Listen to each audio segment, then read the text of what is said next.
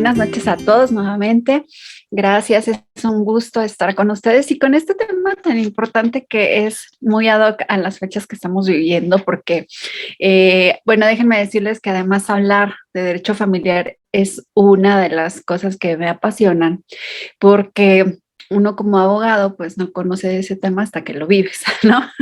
Normalmente la experiencia es cuando te toca vivir algo, así es que está muy padre porque cuando te toca ya desde el ámbito de abogado empiezas a saber un montón de cosas y el régimen de tenencias y de visitas no es algo que sea oculto. Yo creo que la mayor parte del tiempo cuando nosotros hablamos, ay, es que se divorció o es que ahorita ya se están separando y todo, lo primero que nosotros pensamos es los niños, ¿no? ¿Qué va a pasar con los niños? ¿Por qué? Porque es muy común que cuando comience esta parte del divorcio, la separación entre padres, pues haya un montón de conflictos respecto de quién se va a quedar con los niños, quién lo cuida mejor, y hablar de un régimen de tenencias y visitas de los menores implica mucha responsabilidad para el padre que se queda como el responsable de ellos, pero también implica a veces un rubro de poder para el que los está ostentando. Entonces esto es bien, bien interesante.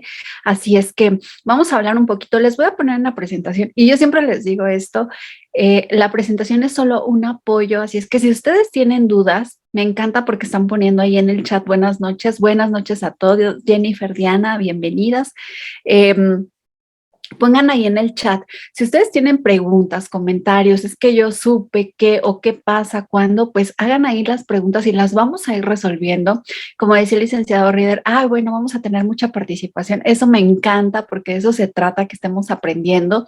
Y les voy a poner esta presentación en donde vamos a empezar a ver algunas de las características que manifiestan cuando estamos hablando de un régimen de visita o de tenencia, y también ver el concepto de patria potestad y de guardia y custodia de los menores. Así es que ahí levántenme la manita quienes son abogados, y todos son abogados. A ver, les quiero ver con su manita levantada mientras vamos abriendo la presentación. Abogado no, licenciado, ok. Muy bien. Ok.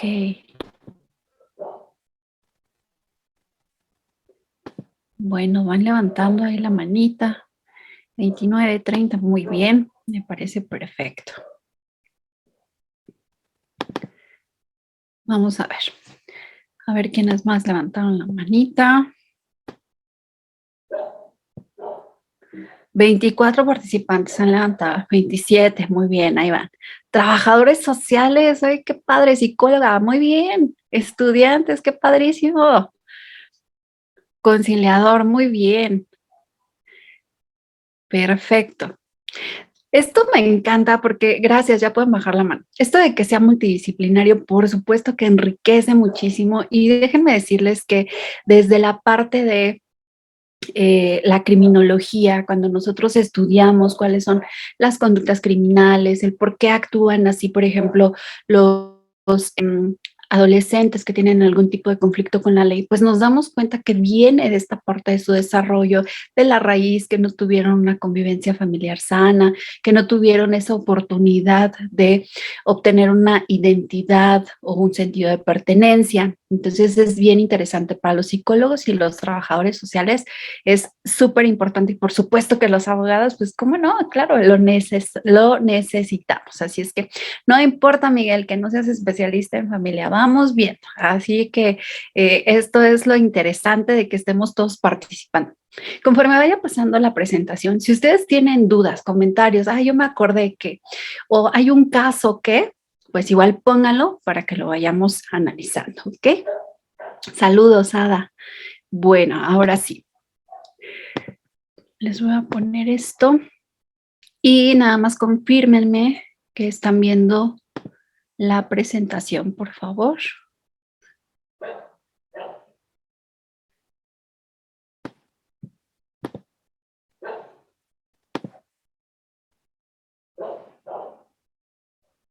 Ok. ¿Alcanzan ya a ver la presentación? Sí, doctora. Perfecto, muy bien. Es que a veces se tarda mucho, así es que perfectísimo. Bueno, miren, hablar del régimen de visitas y de convivencia lo tenemos que nosotros valorar de acuerdo al interés superior del niño. Y esto me encanta hablarles a mí del interés superior del niño porque suena muy bonito. En los instrumentos nacionales e internacionales se ha previsto que cualquier legislación, cualquier decisión que se tome respecto de los niños, niñas y adolescentes deberá de fundamentarse en el interés superior del niño. Es decir, que él tenga siempre las mejores ventajas o las mayores ventajas, que haya siempre un beneficio para él. No, es decir, no podemos hacer una legislación en donde la educación, la integridad, la libertad, el desarrollo intelectual o educativo sea frenado para que un adulto sea beneficiado y el niño no. Nosotros debemos de ver que toda la legislación parta desde que el niño va a obtener un mejor beneficio o un mayor beneficio, o que a raíz de lo que se va a implementar, sea ley, sea política pública, sea una reforma, sea un estatuto, todo eso, sea una promulgación gubernamental, tenga que ver con el interés superior del niño. Así es que niños vamos a tomar a todos los que están entre los rangos de los 0 años hasta los 17 años con meses, porque somos muy, muy legalistas, ¿no? Entonces, hasta que no cumpla los 18 años sigue siendo menor de edad y por tanto se considera un adolescente, ¿ok?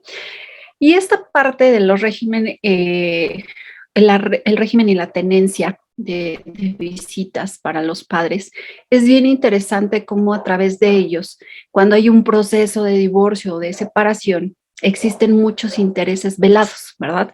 Y vamos a ver, si el matrimonio termina de una forma amigable, nosotros podemos obtener muchas ventajas, porque de una forma amigable sabemos que los padres de familia van a estar observando siempre que, pues que su hijo tenga las mejores condiciones. Si bien se rompe el vínculo familiar, muchos dirán, bueno, está bien, o sea, ya la relación como adultos no funciona, pero tenemos hijos en común y vamos a vigilar que ellos tengan un buen desarrollo. ¿A través de qué? De darles educación, de vigilar su salud, de vigilar que no les falte nada, de vigilar que tengan alimentos. Oye, si nuestro divorcio, nuestra separación les afectó, pues también vamos a tomar en cuenta esto para que vayan a algún tipo de terapia psicológica, o si tenemos que ir todos, pues vamos todos. Eso es vigilar el interés del niño. ¿Por qué? Porque se rompió el vínculo entre adultos, pero los niños tienen todavía esa convivencia. Ahora, cuando hablamos de un niño, podríamos pensar, bueno, es menos complicado que si hablamos de 3 o de 4 o de 5 niños, ¿verdad? Y en realidad tiene mucho que ver con cómo se da esa visión entre los padres de familia y cómo es la relación que tienen y que está terminando, porque cuando esa relación termina y los padres tienen un proceso de madurez en el que no buscan obtener un beneficio propio, entonces aceptan por el bienestar de sus hijos, dicen, sí, está bien, tú los vas a ver tanto tiempo y pueden llegar a un convenio extrajudicial, ¿no? Una mediación, un proceso de conciliación, en donde nosotros determinamos, ya nos divorciamos, pero tú vas a ver a los niños estos días y los vas a tener de tal a tal horario, o vas a poder convivir con ellos en su cumpleaños o en ahora que son Navidad y Año Nuevo, pues bueno, yo me quedo con ellos en Navidad, todo en Año Nuevo, y eso sería lo ideal para todos los que se separan y llegar a un buen acuerdo. Pero ¿qué pasa cuando hay resentimiento? ¿Qué pasa cuando hay enojo? Cuando hay cosas que no se han superado entre las parejas y que ostentan la tenencia o las visitas de los niños como una forma de manipular o de obtener una ventaja sobre el otro padre de familia. Entonces, eso es lo que hay que atender.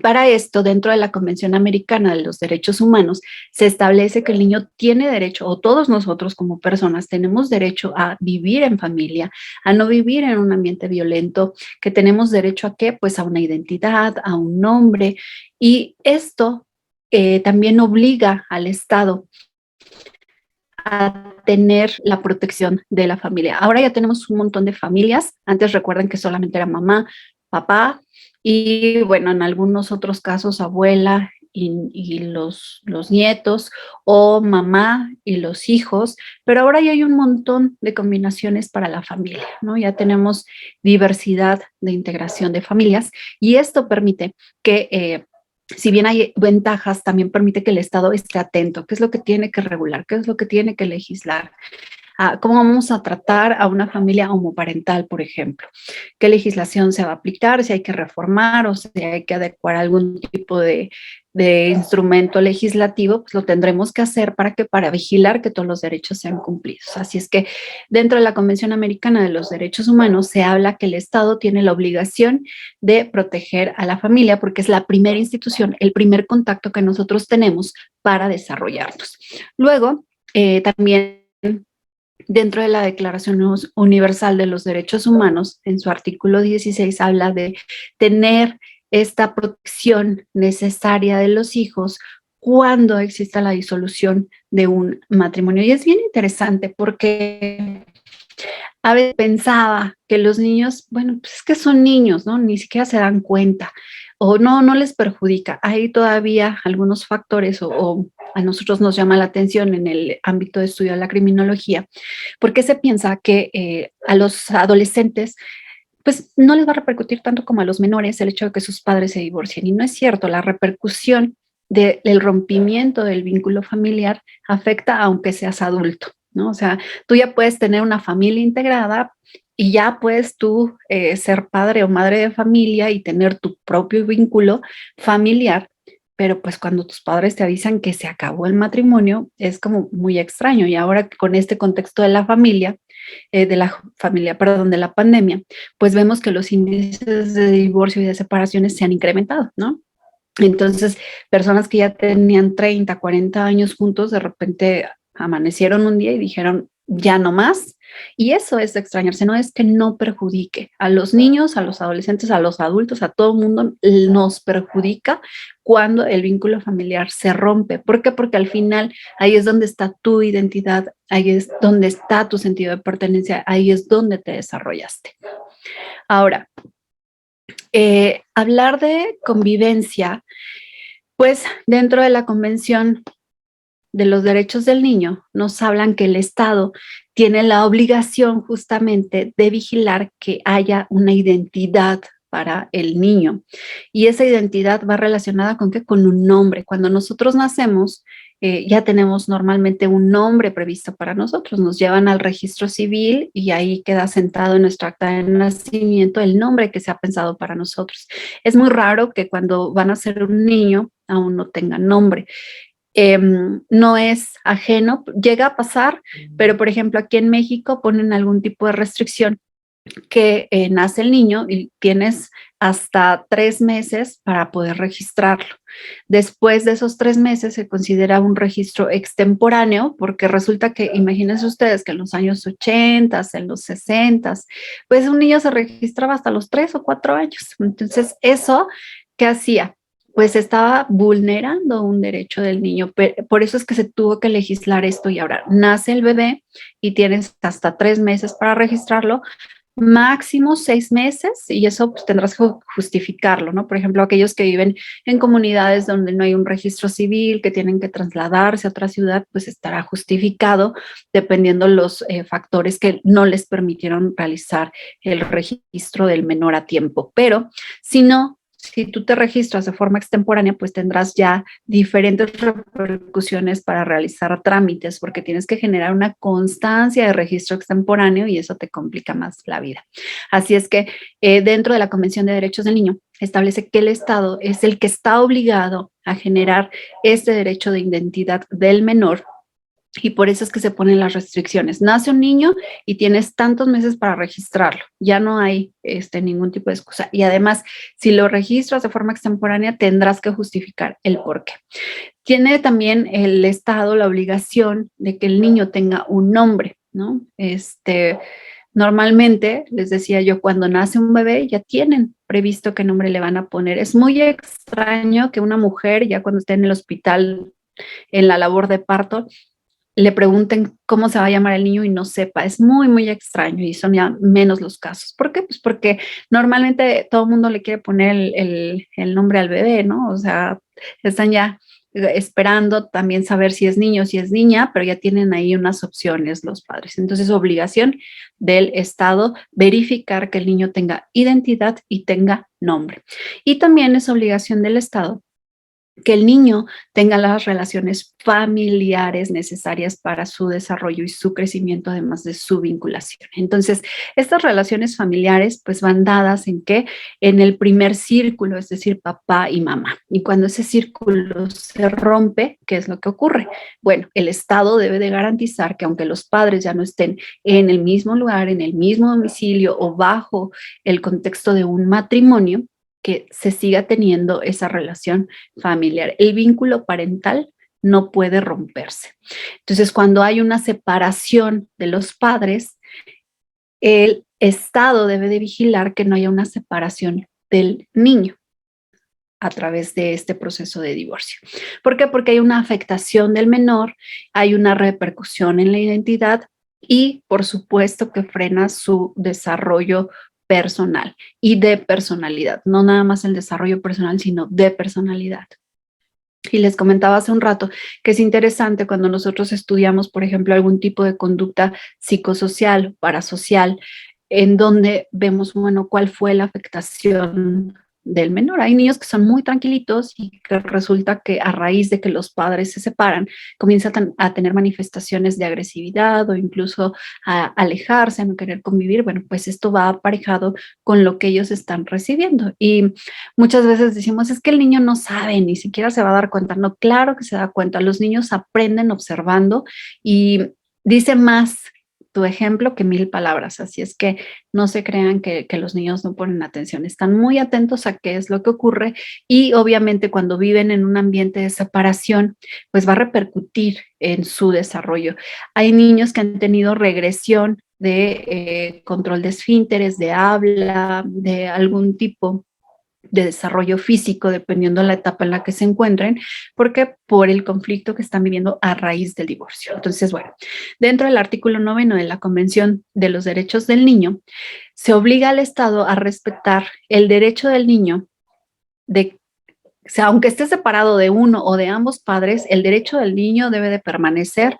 ¿El derecho a qué? A una identidad, el derecho a un nombre, el derecho a tener relaciones familiares. Así es que no importa si los padres no están ahí, por eso se busca después que el abuelo, el tío o algún familiar cercano se haga responsable del niño si no hay una guarda o custodia o si no hay una patria potestad, que sea un familiar primero quien tenga ese beneficio de velar por el bienestar del menor. ¿Por qué? Porque así es establecido en la Convención de los Derechos del Niño, que además es un instrumento a nivel internacional y todos los países partes de este convenio, que Perú también forma parte de él, están obligados a velar porque esta parte se cumpla. Así es que también el Estado debe de obligar a los padres a que tengan contacto directo con los hijos y también es el responsable de regular esta convivencia. Así es que el Estado va a ser el primer responsable de regular todo este tipo de convivencias. Por eso es que cuando hablamos de un divorcio vamos ante las autoridades y el juez, que es la autoridad que debe de determinar los regímenes de visita, quién se queda con quién lo puede visitar, quién no lo puede visitar y justificar por qué sí, por qué no las visitas, pues es que se establece esta sentencia ya. ¿Por qué? Porque es la obligación del Estado y el juez es el personal o es el operador del sistema de justicia que establece y determina la sentencia en donde se manifiesta el niño va a quedar bajo la guarda y custodia de esta persona o va a tener la patria potestad o va a tener este régimen de visitas. Así es que se adquiere esta obligación por parte del Estado a través de la firma del convenio o la convención, perdón, de los derechos del niño. Ahora, dentro de la convivencia familiar, y esto es algo bien interesante, actualmente ya se considera un derecho humano tutelado. Eso quiere decir que los estados están obligados a vigilar que ese derecho se cumpla. Antes no existía eso, o sea, era, pues se separa la familia, y pues lástima, ¿no? Y hacían muchos acuerdos o había de plano familias que se separaban y los niños ya no volvían a saber de los padres, ya no tenían ese derecho, ya no tenían ni siquiera cómo poder preguntarle al progenitor con el que se habían quedado, oye, ¿quién es mi papá? ¿O dónde está mi papá? ¿O por qué no tengo papá? Porque se sacaban las cuentas o se sacaban las historias de terror, ¿no? Pues tu papá ya se murió y resulta que conforme iba creciendo el niño se daba cuenta que el papá estaba vivo y buscaba establecer algún tipo de contacto. Y esto a través de los instrumentos internacionales es que se ha regulado y no, a ver, si hay un niño, hay progenitores. Ahora, si uno de los progenitores ha fallecido, debe de existir un acta de defunción o un elemento que compruebe que ha muerto. Y si no se tiene ese elemento, entonces el menor tiene derecho a saber quién ha sido su progenitor. ¿Ok? Y de ahí ya viene otra parte donde si es un reconocimiento de un hijo extramarital o si no, o qué fue lo que pasó, ¿no? Pero bueno, ahora el derecho tutelado es la convivencia familiar. ¿Por qué? Porque adquieres ahí tu identidad, tu personalidad y tu sentido de pertenencia. Creo que muy pocas personas desconocen su origen o su identidad o su árbol genealógico y será por causas de verdad, ahorita ya por causas muy extremas, porque afortunadamente con la tecnología nosotros ya podemos ir buscando, hay aplicaciones en donde podemos ir buscando nuestro árbol genealógico y te van llevando hasta lo más antiguo de lo antiguo de lo antiguo. Entonces ya no hay como esa justificación para no saber el origen. Así que ya es un derecho humano tutelado el hecho de que nosotros tengamos una familia y convivamos con ella. Entonces, atendiendo a este derecho y poniendo siempre el interés superior del menor, resulta que todos los estados y todas las autoridades están obligadas a vigilar que exista una convivencia regular. Y aquí este es el truco. La convivencia entre los padres de familia, entre los progenitores, no puede ser, bueno, pues voy a ver a mi hijo una vez cada 5 años. No. ¿Por qué? Porque da lo mismo que tú veas a tu hijo una vez cada 5 años o una vez cada 10 años que si no lo ves. ¿Por qué? Porque en 5 o 10 años no estás enterado en qué año va, qué es lo que le ha pasado, si ha necesitado algo, si tiene algún tipo de trastorno, si está medicado, si tuvo algún tipo de medio que le impida su desarrollo. Ahora, adelante, Aurelio.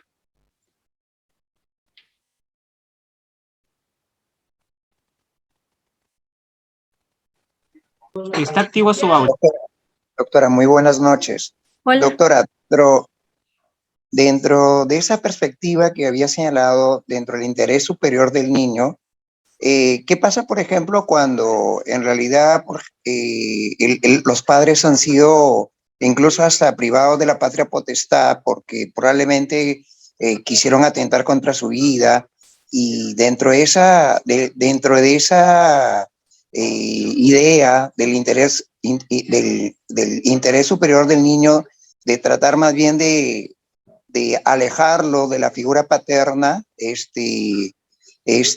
porque usted hablaba de que el niño en realidad tiene derecho a saber quién es su padre, ¿no? Pero en algunos casos se podría más bien, de alguna manera, alejarlo porque eso podría dañarlo. Claro, gracias, Aurelio. Sí, y de hecho lo vamos a ver un poquito más adelante, cuáles son los obstáculos para que se dé, o más bien, sí, para que se dé una guardia y custodia y cuáles son las razones por las cuales se pierde la patria potestad. Y vamos a hablar cuáles son las diferencias entre patria potestad y la guardia y custodia de los menores. Entonces, ahí, ¿qué es lo que pasa? Cuando hay un caso, por ejemplo, de violencia, ¿cuál es el bien que vas a primar? No vas a primar la convivencia, no vas a primar la parte de tener vínculos familiares, sino vas a primar el derecho a la vida, ¿ok? Entonces, ¿qué ponderas más? Convivencia cuando es donde te están violentando o el derecho a la vida, por supuesto que el interés superior del menor va en función del derecho a la vida, ¿ok? Tienes que hacer esa evaluación, por eso los jueces tienen que sentarse a determinar qué es lo que les están probando, cuáles son los medios probatorios para llevar a una determinación. Adelante, Elizabeth. ¿Está activo su audio?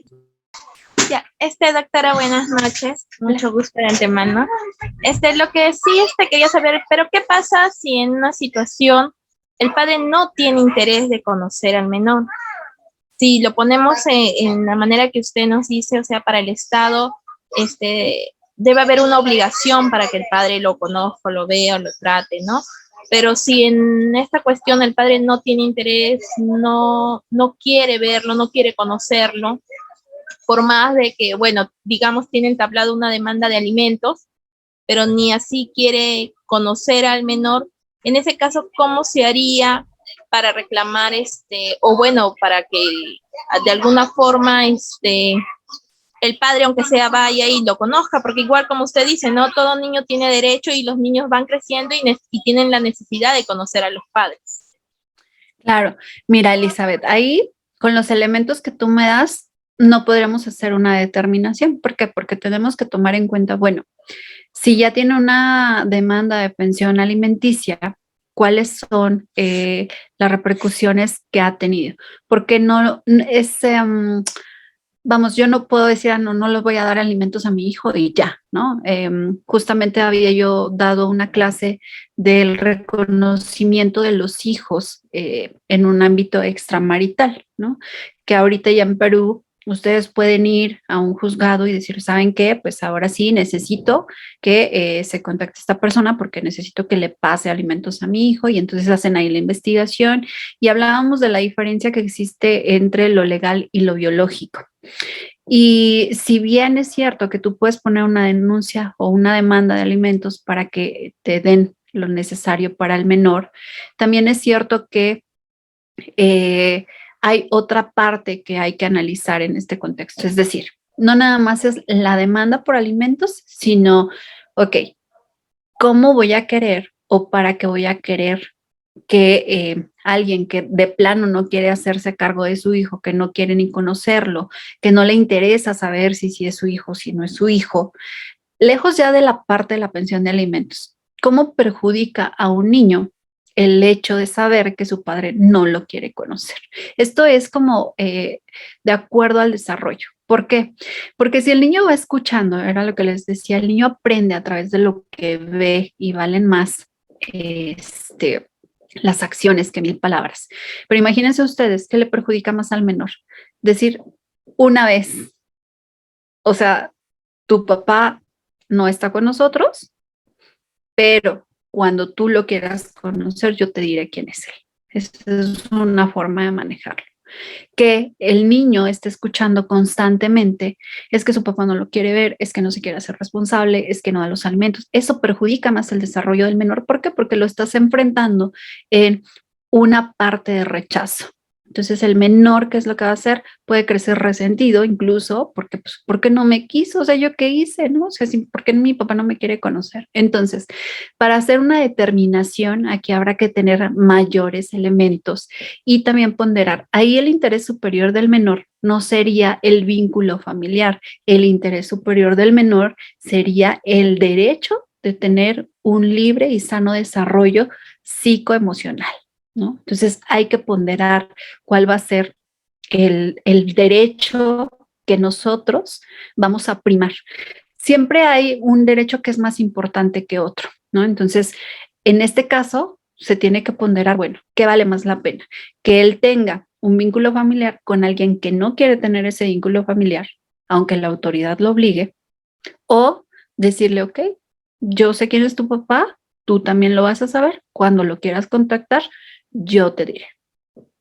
Entonces hay que hacer una parte de evaluación de todos los elementos, pero con lo que tú me cuentas, pues es como son como poquitos los elementos, ¿no? Tendría que hacerse un análisis profundo, pero sí tomar en cuenta cuál sería, en este caso, el interés superior del menor, pues vivir un libre desarrollo sin esa afectación o ese estigma de rechazo, creo yo, ¿no? Adelante, Juan Manuel.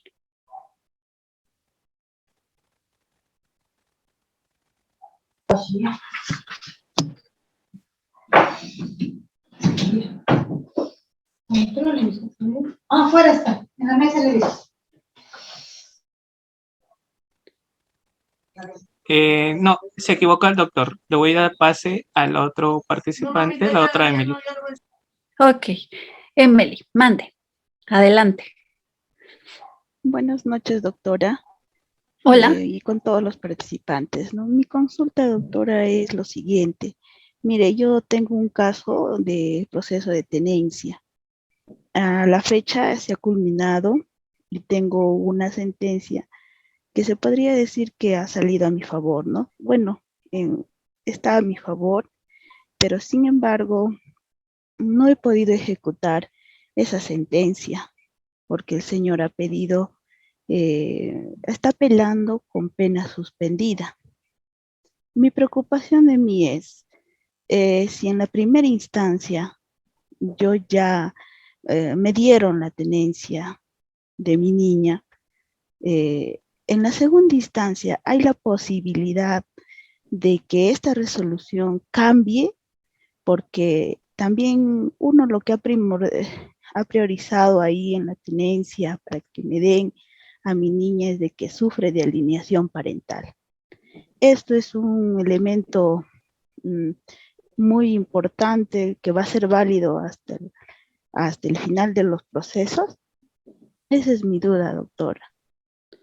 Mira, Emily, justamente esa pregunta la debemos saber un poquito más adelante, pero por eso es importante todas las pruebas y todo el sustento que tenga. El juez va a determinar de acuerdo a los elementos de prueba que tenga y siempre deberá de ver con justicia y obviamente dentro de ese proceso de justicia deberá de analizar todo lo que están teniendo. Una de las fallas justamente de estos procesos de régimen de visita y de tenencia es que a veces se tardan muchísimo y por supuesto que ya al tardarse mucho existe quien pone el amparo, que lo vamos a ver más adelante, y eso hace que el proceso de justicia sea más lento, pero no es imposible. Ahí dependerá mucho, Emily, de el juez y las pruebas que él tenga que analizar. Un poquito más adelante les voy a decir cuáles son las características de lo que deberá de tomar en cuenta el juez para determinar la parte de la convivencia o la tenencia de los menores, ¿ok? Entonces, en principio, pues el juez debe determinar de acuerdo a los elementos probatorios que tenga. Adelante, Jenny.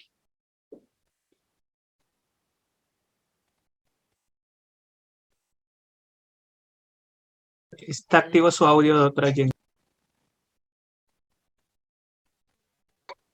¿Se me escucha? Sí. Doctora, buenas noches. Anticipadamente, felicitarle por la exponencia hasta el momento, muy interesante lo que usted está exponiendo del tema, muy interesante. Y gracias. Tengo un caso de una persona que estoy llevando, yo soy psicóloga.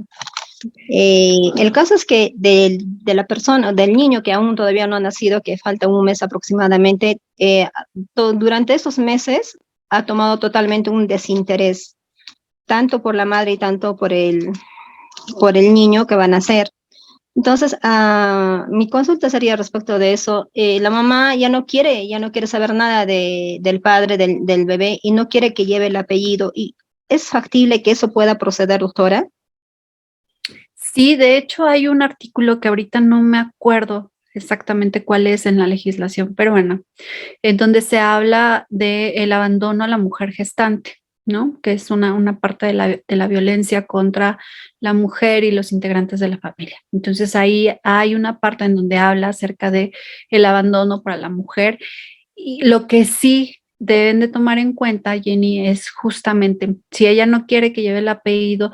Aquí sí es algo que se debe pensar muy bien y ser muy, muy tajantes, porque a veces uno actúa de forma temporal, ¿no? Y sobre todo, por eso es que los abogados a veces se desesperan con el derecho de familia.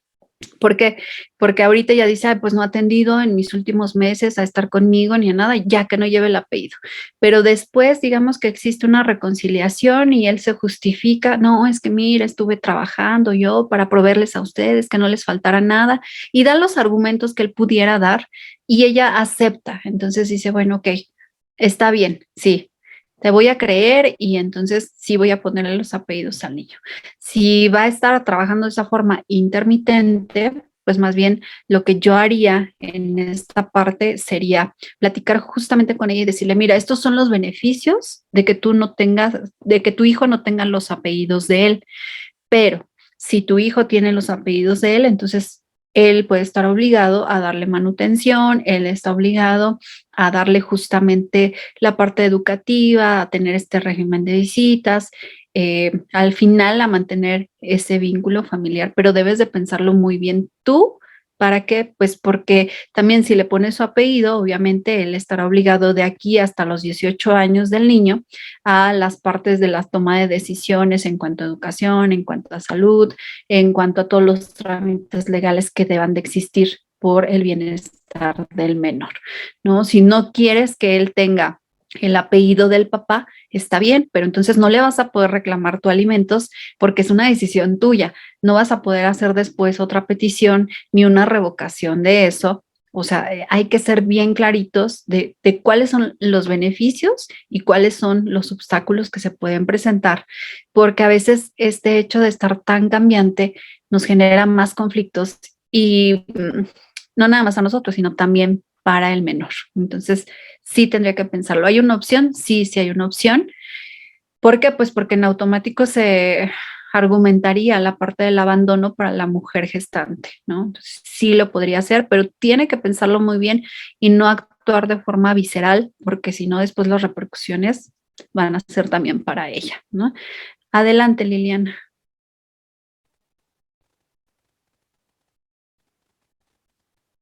Buenas noches. Mi pregunta, tengo un tema de régimen de no, tenencia y régimen de visitas.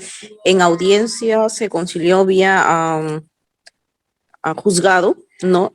A fin de ejecutar esa conciliación, porque conciliaron, eh, tendría que hacerlo dentro del mismo proceso o como un proceso independiente de ejecución de acta de conciliación. No, dentro del mismo proceso, porque si ya fue la parte de la conciliación y establecieron un acuerdo, entonces ese acuerdo se tiene que validar.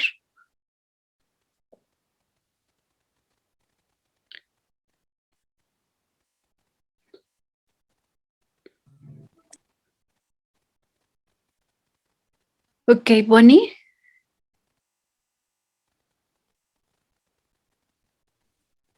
Doctora, muy buenas noches. Le saluda la doctora Bonnie Alvarado. Muchas gracias por sus alcances.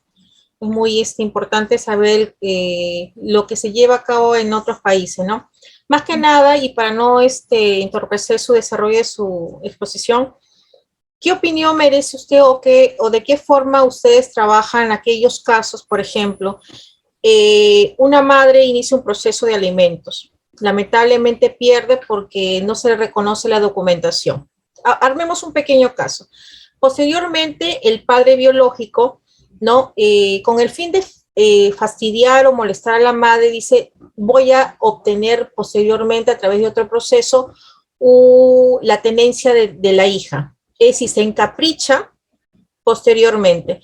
Entonces, ustedes en ese sentido, ¿cómo estarían trabajando y cuáles serían los elementos que ustedes considerarían para retirar a la menor o al menor de su confort, ¿no? Que se encuentra actualmente con la madre con todas las mejores condiciones para que el padre lo obtenga, ¿no? Más o menos, ¿cómo ustedes están trabajando esos temas? Gracias, doctora. Gracias, Bonnie. Mira, aquí es bien interesante justamente todo lo que hay que probar. O sea, ¿por qué no le dieron la parte de los alimentos? ¿No? ¿Qué faltó? ¿Qué fue lo que faltó? Ahorita, por ejemplo, si el padre aquí se empecina en, yo quiero tener a la hija y tal, pero no provisto para ella, ni ha tenido ese cuidado, ni esa parte del régimen de visitas. Digamos, nada más así, un día se despertó y se acordó que tenía hija y dijo, ah, pues yo voy a pelearla, ¿no? Y la voy a pelear porque además su mamá, si ya tiene otra pareja, pues que no sea feliz, ¿no? Ah, bueno, eso es ya una parte de violencia. Entonces, aquí en México lo que nosotros tenemos son unos centros de justicia para mujeres, en donde la mujer lo primero que tiene que ir es dar aviso. A ver, yo tengo este proceso y llevar todos los antecedentes. Si existe un proceso de divorcio, si existía ya la parte de la demanda alimenticia y no tuvo ningún resultado, pero el padre me acaba de iniciar este proceso y lo hizo a partir de, entonces eso ya se toma como un antecedente y es lo que se va a valorar. ¿Por qué? Porque sí ocurre, pero ese ya es un proceso de violencia, ¿no? Es un proceso de violencia patrimonial y económico para el menor porque no le está dando alimentos, y también es un proceso de violencia psicológico para la mujer, en tanto que se acaba de enterar que ya está rehaciendo su vida y no quiere que la haga, entonces la única forma de manipularla es a través de la tenencia de los hijos, y todo eso se debe de justificar, se debe de llevar obviamente la documentación, y también se le llama a la niña a unas entrevistas para que dé su punto de vista. Se hacen diferentes peritajes psicológicos para determinar qué tipo de repercusión existen y para poder decir, ok, esto no es válido, ¿no? Habrá que ver cuáles son los argumentos del padre de familia para llevar a cabo este proceso y cuáles son las características que le está mencionando. O sea, ¿por qué? Si la hija vive con la mamá y tiene todo el desarrollo educativo, emocional, tiene la parte alimentaria, tiene un buen desarrollo de persona o de personalidad, pues entonces el padre no tiene razón de ser, no hay cómo reclamarlo, ¿no? Entonces el juez tiene que valorar todas las pautas o todos los argumentos que le lleven y todos los medios de prueba para que él diga, ok, de acuerdo a esto, pues yo decido que se quede con la madre. Más adelante les voy a decir que de acuerdo a la legislación mexicana, por ejemplo, se había puesto que los niños que fueran menores de 12 años estuvieran siempre con la mamá. ¿Por qué? Pues porque la mamá podía atender esas necesidades y tal, pero eso en el 2014 comienza a cambiar y dice, no, es que, ¿sabes qué? Pues las mamás no obligatoriamente son las que dan todo el cuidado y la atención para los menores. Los padres también han sido muy buenos responsables y proveedores, entonces podemos cambiar esta parte. Y ahora todas las sentencias o todas las partes de dictaminaciones judiciales se hacen a través de hacer un análisis de equidad de género. Entonces, son muchos elementos los que se vislumbran, pero en primera instancia se deben de valorar todos los medios de prueba que nosotros tenemos. O sea, que si hay mensajes, que si hay correos, que si ya tuve yo un proceso antes de pensión alimenticia y no te hiciste responsable, que si te he llamado para que vayas a la escuela, para que veas cómo va el desarrollo del menor y no te has presentado, si tuvo algún tipo de enfermedad y tampoco te hiciste responsable ni de medicinas ni de cuidados y tampoco preguntaste por ella, pero todo eso es a través siempre de dejar un antecedente en los juzgados, precisamente porque a través de todo lo que nosotros le presentemos al juez, él va a determinar con qué padre de familia se queda el menor. Adelante, Miguel. Doctora, ¿les parece si las consultas al final para proseguir con su disposición? Ok, muy bien. Entonces, muchas gracias. Bueno, vamos a seguir y al final dejamos unos minutillos para las preguntas, porque seguramente conforme vayamos avanzando, algunas de las preguntas que vayan teniendo se van a ir clarificando.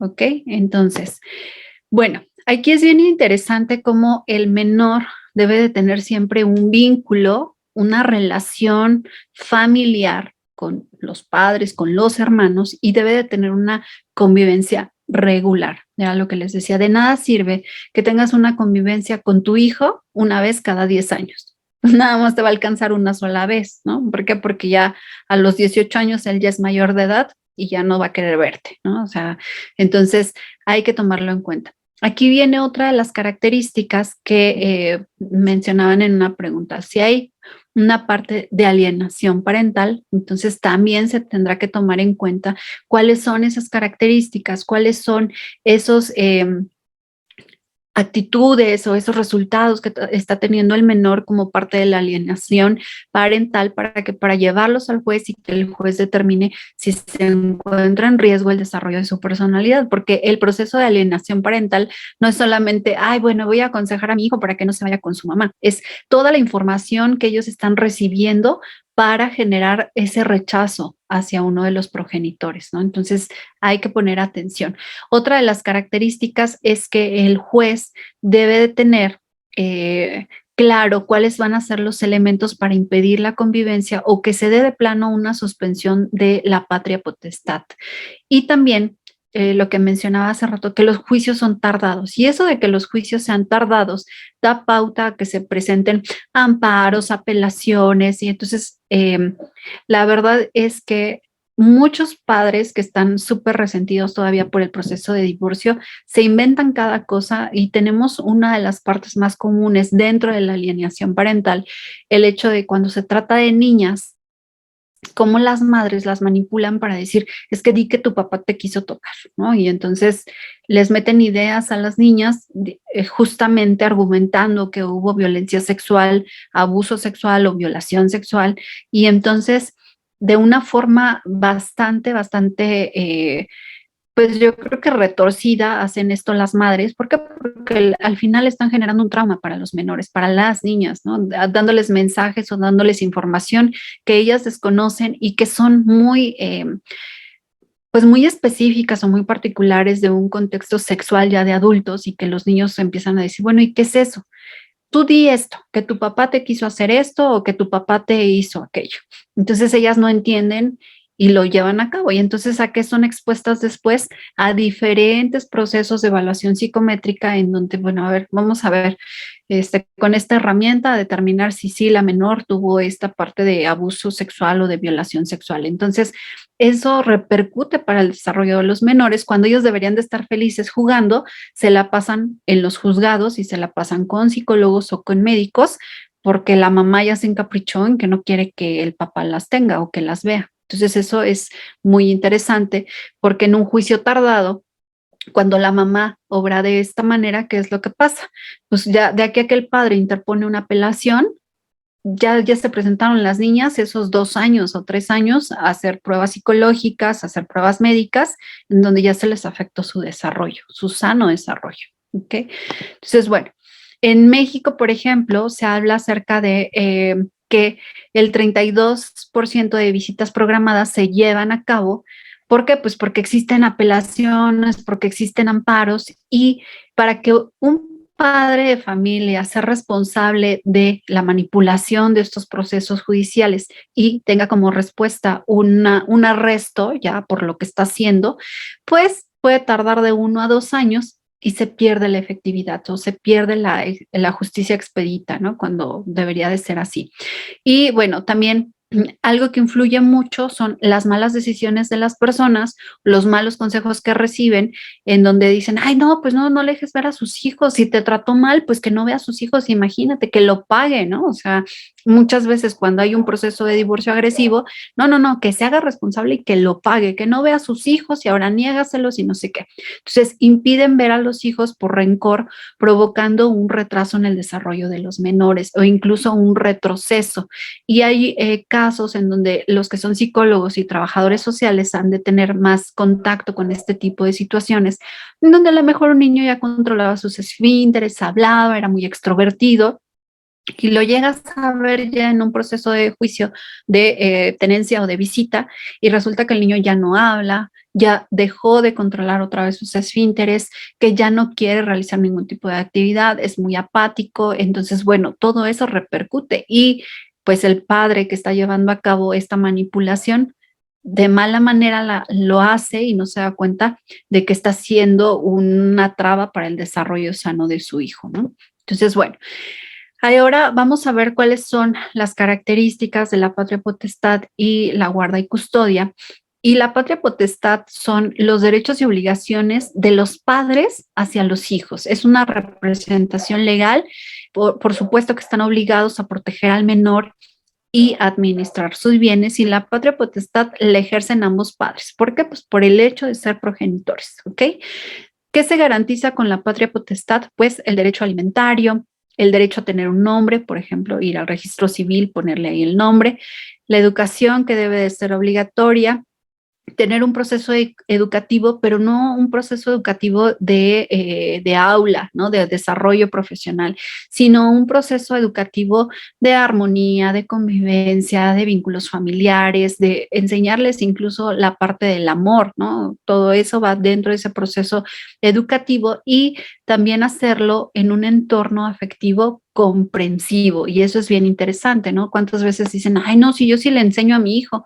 Pues sí le enseñas, pero le enseñas mal o le enseñas con violencia verbal, ¿no? Entonces, pues habrá que ver también cómo repercute al desarrollo del menor.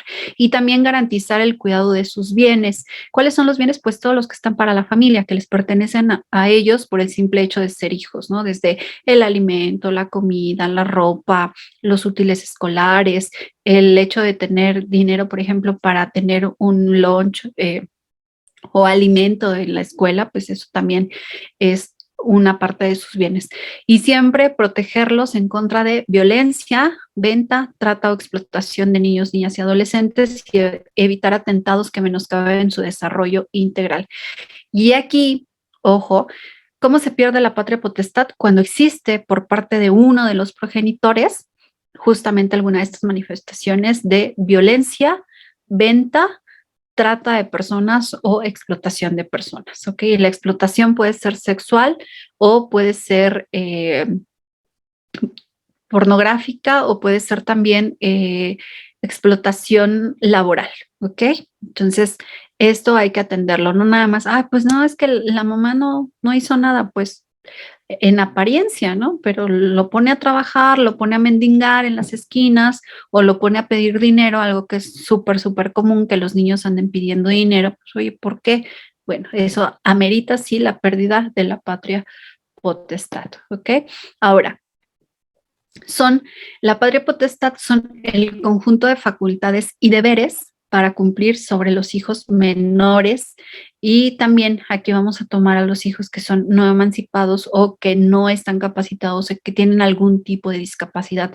Ellos también están obligados y están también obviamente resguardados bajo este concepto de la patria potestad. Es decir, los progenitores también deben de darles el cuidado diario que necesitan, también debe de haber una atención e higiene, un cuidado, por supuesto, médico, una educación integral de acuerdo a sus características o a sus deficiencias o a lo que les falta. Entonces, de acuerdo a la discapacidad que tengan, pues tendrán que tener esa atención y también, por supuesto, la administración de sus bienes. ¿Por qué se hace esta aclaración? Ella, pues que los hijos no son todos. Pues sí, pero se tiene que hacer incluso esta aclaración porque a veces, y esto ya se está eliminando ese estigma, pero me acuerdo que en los años 80, en los años 90 más o menos, lo que pasaba era que había un estigma contra aquellos niños que tenían síndrome de Down, porque se pensaba que, pues, no, o sea, ¿cómo lo ibas a sacar? O sea, ¿cómo ibas a ver la gente que tenías un hijo con el síndrome de Down? No, los mantenían guardados, los mantenían encerrados, los mantenían ahí sin cuidados especiales o necesarios, y dependiendo la gravedad del síndrome era que los niños estaban sin los cuidados, sin las atenciones. Se pensaba que ellos, pues, ¿para qué estudiaban si no se iban a poder desarrollar? Y ahora, con el paso del tiempo, se ha dado cuenta que si los niños van a una escuela en donde se les proporcione la información de acuerdo a su forma de aprender, ellos pueden ser perfectamente funcionales. O sea, el hecho de que tengan síndrome de Down no significa que no comprendan, no significa que no puedan vivir solos, no significa que no puedan trabajar, pero esto a través de los años se ha quitado ese estigma, por eso es que se tiene que hacer justamente esta acotación. También para los hijos que tienen algún tipo de menoscabo, de discapacidad o de capacidades diferentes o que son no emancipados o que son menores que tienen algún tipo de cuidado o requieren un tipo de cuidado especializado, pues también van a ir integrados dentro de la patria potestad.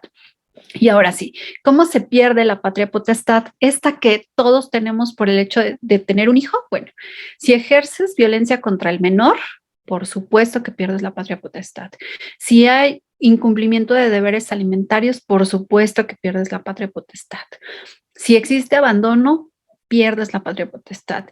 Si hay una comisión de delitos dolosos, pierdes la patria potestad. ¿Cuáles son esos delitos dolosos? Aquellos en donde yo sé que ese es un delito y aún así lo estoy haciendo. Por ejemplo, los que les mencionaba yo, venta de personas,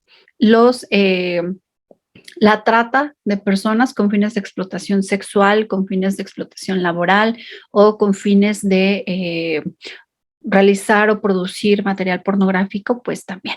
Y también la parte de la sustracción del menor. Mucho se había dado, sobre todo hace como 4 años, se da mucho eso de que los padres pues estaban en un proceso ya de separación y tal, y entonces el padre que iba a la visita, pues de repente se llevaba al menor y luego, oye, pues es que se robaron a mi hijo. ¿Cómo? No, no se lo robaron. Si el papá se lo llevó, eso es una sustracción del menor. Y hay que hacer esa diferencia porque antes se denunciaba, es que me robaron al niño, me robaron al niño. No, el padre lo sustrajo, se lo llevó, pero no está con ningún desconocido. No se te perdió en la calle, no se te perdió en un centro comercial, no salió de casa solo y ya nunca regresó. No, se fue con su papá o con su mamá y ellos se lo llevaron, ¿no? Entonces hay que hacer justamente esa acotación. ¿Y por qué lleva la pérdida de la patria potestad? Porque estás en riesgo, porque ya hay una sentencia judicial, ya hay una autoridad que ha determinado cómo vas a ver a tu hijo y tú estás violando esa sentencia, entonces no tienes derecho a tenerlo, porque en este llevártelo, ¿qué es lo que estás haciendo? Vulnerarlo y exponerlo, ¿ok? Entonces, bueno, la guarda y custodia, que es cosa distinta a la patria potestad, porque la guardia y la custodia la puedes compartir, porque la guardia y la custodia la puedes negociar a través de un proceso de conciliación o de mediación, y eso se refiere al cuidado, asistencia y decisiones que tienen que ver con el niño, con las decisiones inmediatas. Hoy, ¿qué vas a comer? Hoy, ¿qué vas a estudiar? Hoy, ¿cómo te fue? Hoy te lastimaste, hoy te enfermaste. Bueno, todo eso, todo lo que tienes que tener de forma inmediata, ¿ok? Y bueno, ahí está un poquito más, más organizado. La patria potestad la ejercen ambos padres y ya vimos cuáles son las razones de perder la patria potestad. Y la guardia y custodia, pues es el que se hace responsable del menor de forma diaria y el que organiza la convivencia diaria, ¿ok? Entonces, bueno, cuando existe una patria potestad en donde ambos padres la ejercen y que es, bueno, sabes que ya nos vamos a divorciar y ya, no se diga más. Perfecto, nos vamos a divorciar. Entonces, en ese sentido, ¿qué es lo que vamos a hacer? Bueno, ¿quién se va a quedar con los hijos? Pero ¿sabes qué? Pues, yo me puedo quedar con ellos porque yo tengo un mejor horario de trabajo o porque simplemente mi horario me lo permite, ¿no? Yo trabajo desde casa y me puedo quedar con ellos. Ah, bueno, okay. ¿Estás de acuerdo? Sí.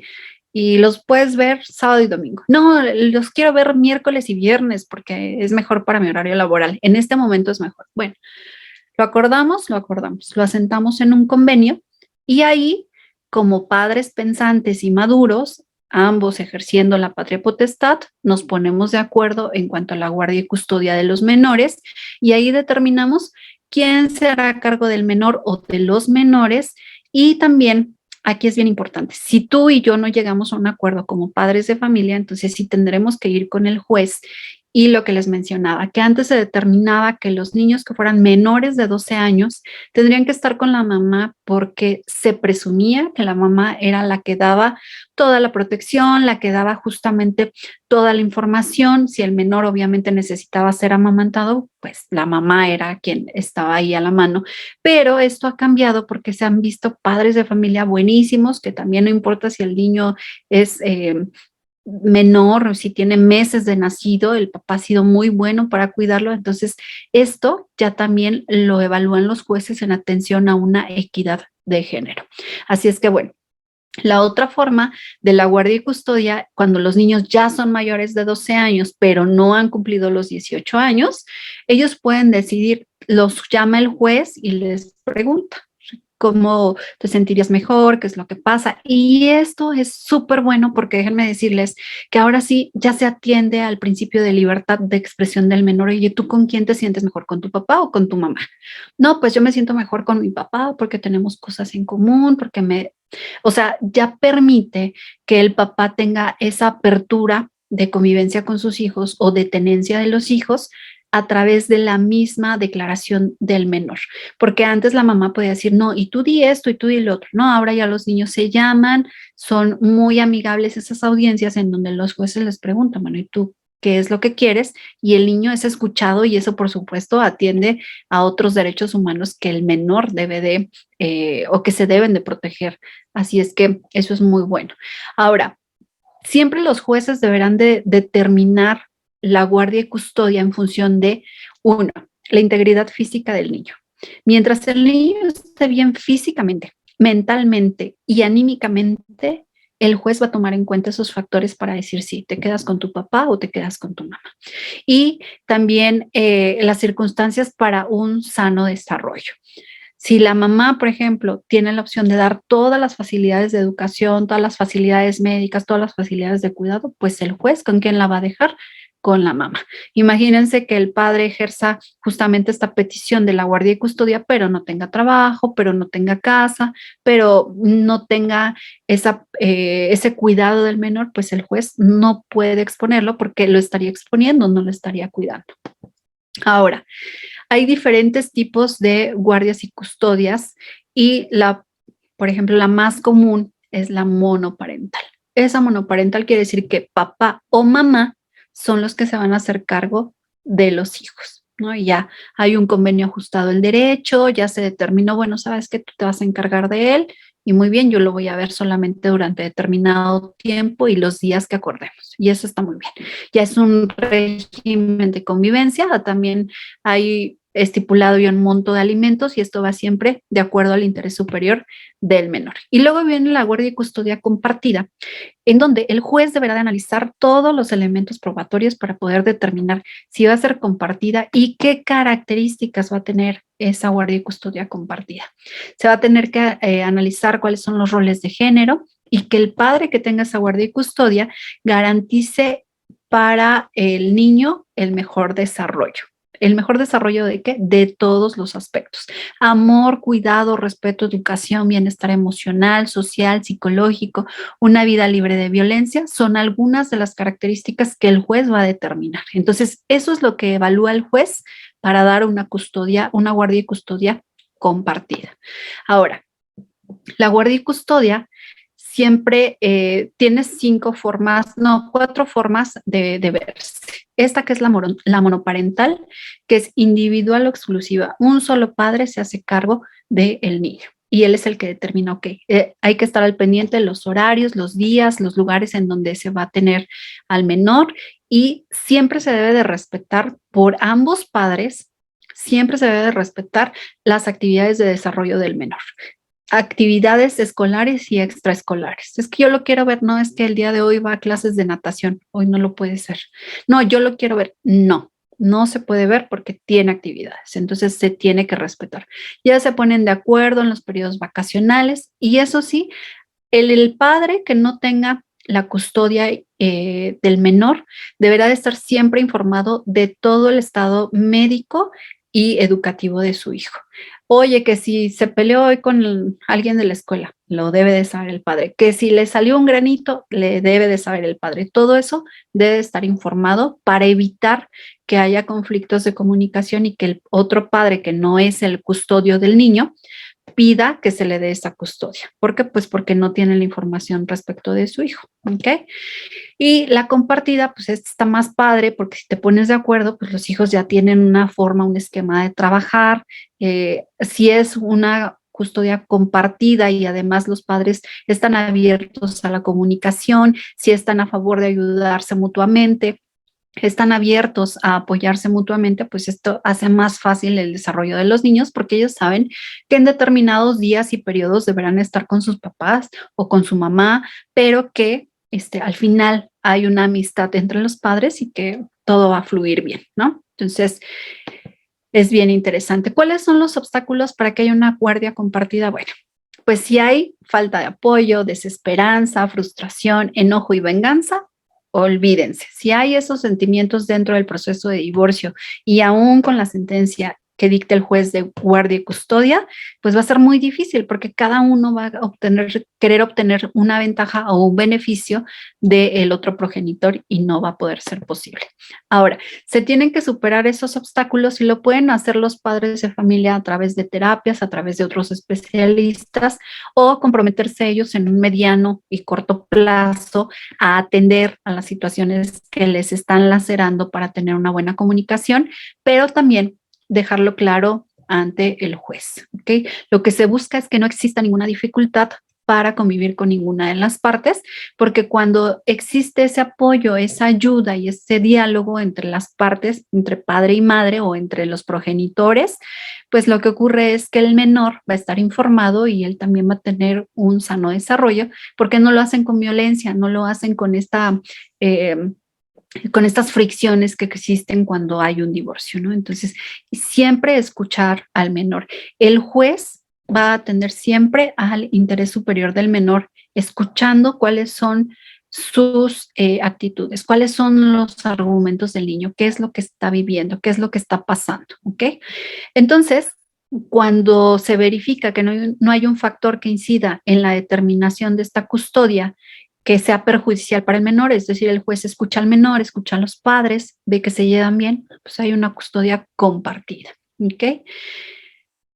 En esta custodia compartida ocurre que es custodia legal y física compartida. Entonces, los dos padres, aunque ya estén divorciados, tienen derecho a tomar decisiones y acciones por el bienestar de los hijos, siempre y cuando se comuniquen y tengan la misma información, ¿ok?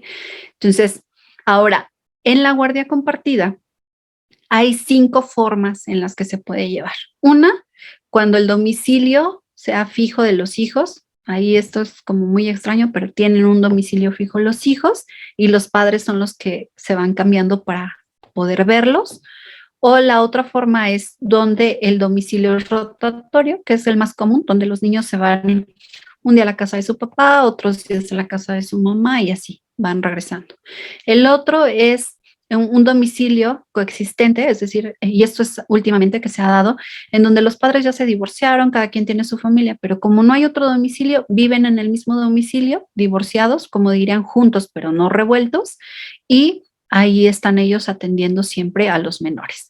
La otra es con un igual periodo de permanencia, que esto es muy común cuando los padres viven en diferentes países o en diferentes estados. Entonces el menor lo que hace es pasar, por ejemplo, el periodo escolar con uno de los padres y el periodo vacacional con otro de los padres, o por meses.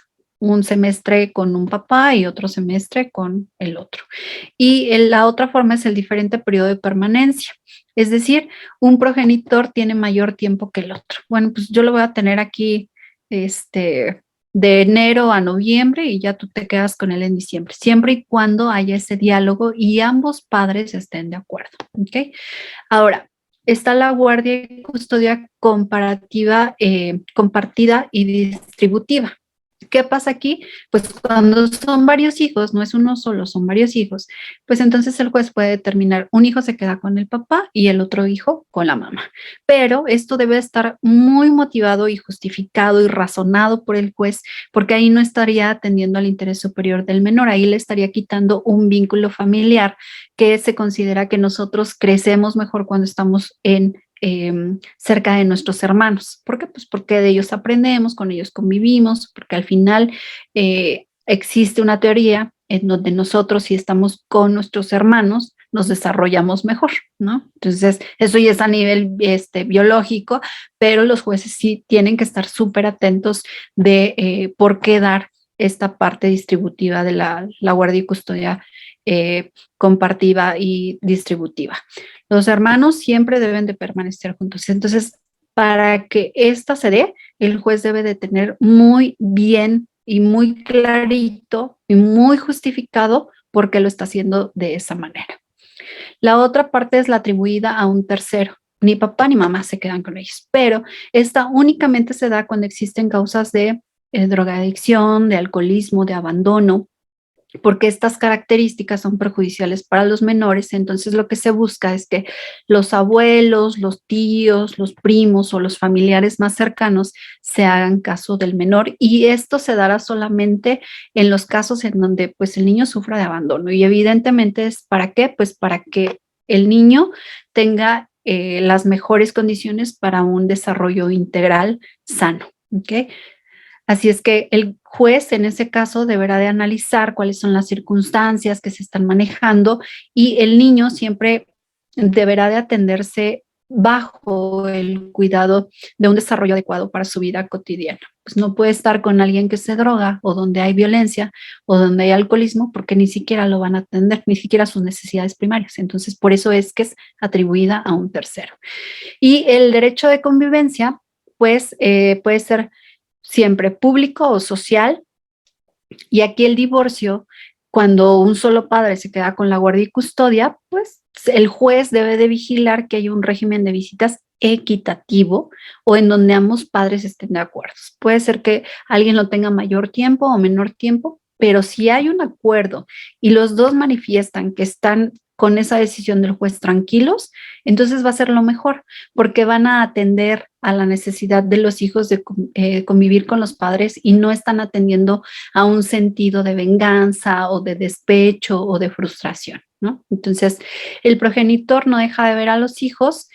Lo que hace es que si de alguna forma alguno de los progenitores se queda con ellos y no los deja ver, entonces él tendrá que fomentar una demanda. ¿Para qué? Pues para que se le dé ese derecho, porque también tiene el derecho a ver a sus hijos. Ahora, ¿cómo va a ejecutar el juez esta decisión de la guardia y custodia del menor? Bueno, tiene que tomar en cuenta la edad del menor, cuáles son sus necesidades, cuáles son las costumbres de la familia, cuál es el tipo de relación que mantiene con los padres, cuál es la disponibilidad que tienen los padres, y esa disponibilidad va en función de los días, horas y del horario laboral, por supuesto. ¿Para qué? Pues porque a veces la mamá dice, ay, pues tú ven el lunes a las 8 de la mañana y te quedas con él de 8 a 10. Y el papá trabaja, entonces no es algo viable, ¿no? Entonces, bueno, si el papá descansa los fines de semana, pues lo lógico es que la mamá atienda, ok, vas a ver a tus hijos sábado y domingo de tal horario a tal horario. Se debe de verificar esa disponibilidad. También deben de tomar en cuenta la personalidad de los padres y del menor, y la distancia geográfica que existe entre los padres para saber. Imagínense ustedes que si te haces de camino 3 horas para ver a tus hijos y nada más tienes 4 horas para verlos, pues entonces no podrá ser posible que te den 4 horas. Tendrás que pedir un horario más amplio para poder convivir con ellos. Y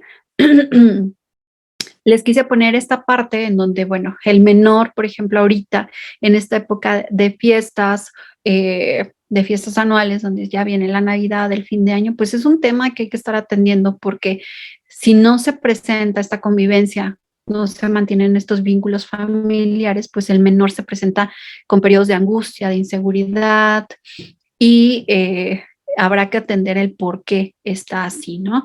Otra de las pautas que existieron para este régimen de visitas, que se frenó de forma, pues sí, como a todos nos tocó, de forma tan abrupta, pues fue la exposición del COVID o de la pandemia, en donde las visitas fueron frenadas. ¿Por qué? Porque se atendía el interés superior del menor, que era ¿qué? Su salud, ¿no? Entonces habrá cosas que no estén en nuestras manos y que tendrán que suspenderse sí o sí, pero que se hizo la forma alterna, así como nosotros nos estamos viendo a través de videoconferencia. Entonces la madre tenía la obligación de poner al niño en videoconferencia para que no se perdiera ese vínculo, ¿no? O en llamadas, si no se podía en videoconferencia. Entonces, sí es interesante que estos procesos de tenencia y convivencia lleven a la integración al grupo familiar en un entorno de respeto y armonía, porque al final recuerden que lo que nosotros debemos de buscar es que el niño crezca en un ambiente sano y que tenga el libre desarrollo para su personalidad, para su identidad, ¿ok? Y hay otra forma de llevar a cabo la convivencia. Si es que no nos ponemos de acuerdo, si es que no tenemos la parte de la guardia y custodia, si es que no llegamos a un acuerdo en el domicilio, que si era el tuyo, si era el mío, si iban a ir o venir los niños, o si hay algún tipo de manifestación de conducta, por ejemplo, violenta, pero no se ha podido comprobar por parte de alguno de los progenitores, pues existen las convivencias supervisadas, que esas van a ser en un lugar señalado por la autoridad o puede ser bien en un lugar pactado por los padres, en donde ahí se recoge el niño, ahí se lleva el niño, pero siempre habrá un trabajador social que esté vigilando que esta convivencia sea adecuada, ¿no? Entonces, esta se da siempre que exista un proceso de restablecimiento de vínculos familiares, ya sea por violencia o por rechazo. Y bueno, ahora sí, escucho sus preguntas. Si alguien tiene preguntas o comentarios, pues adelante, por favor. Luz, adelante.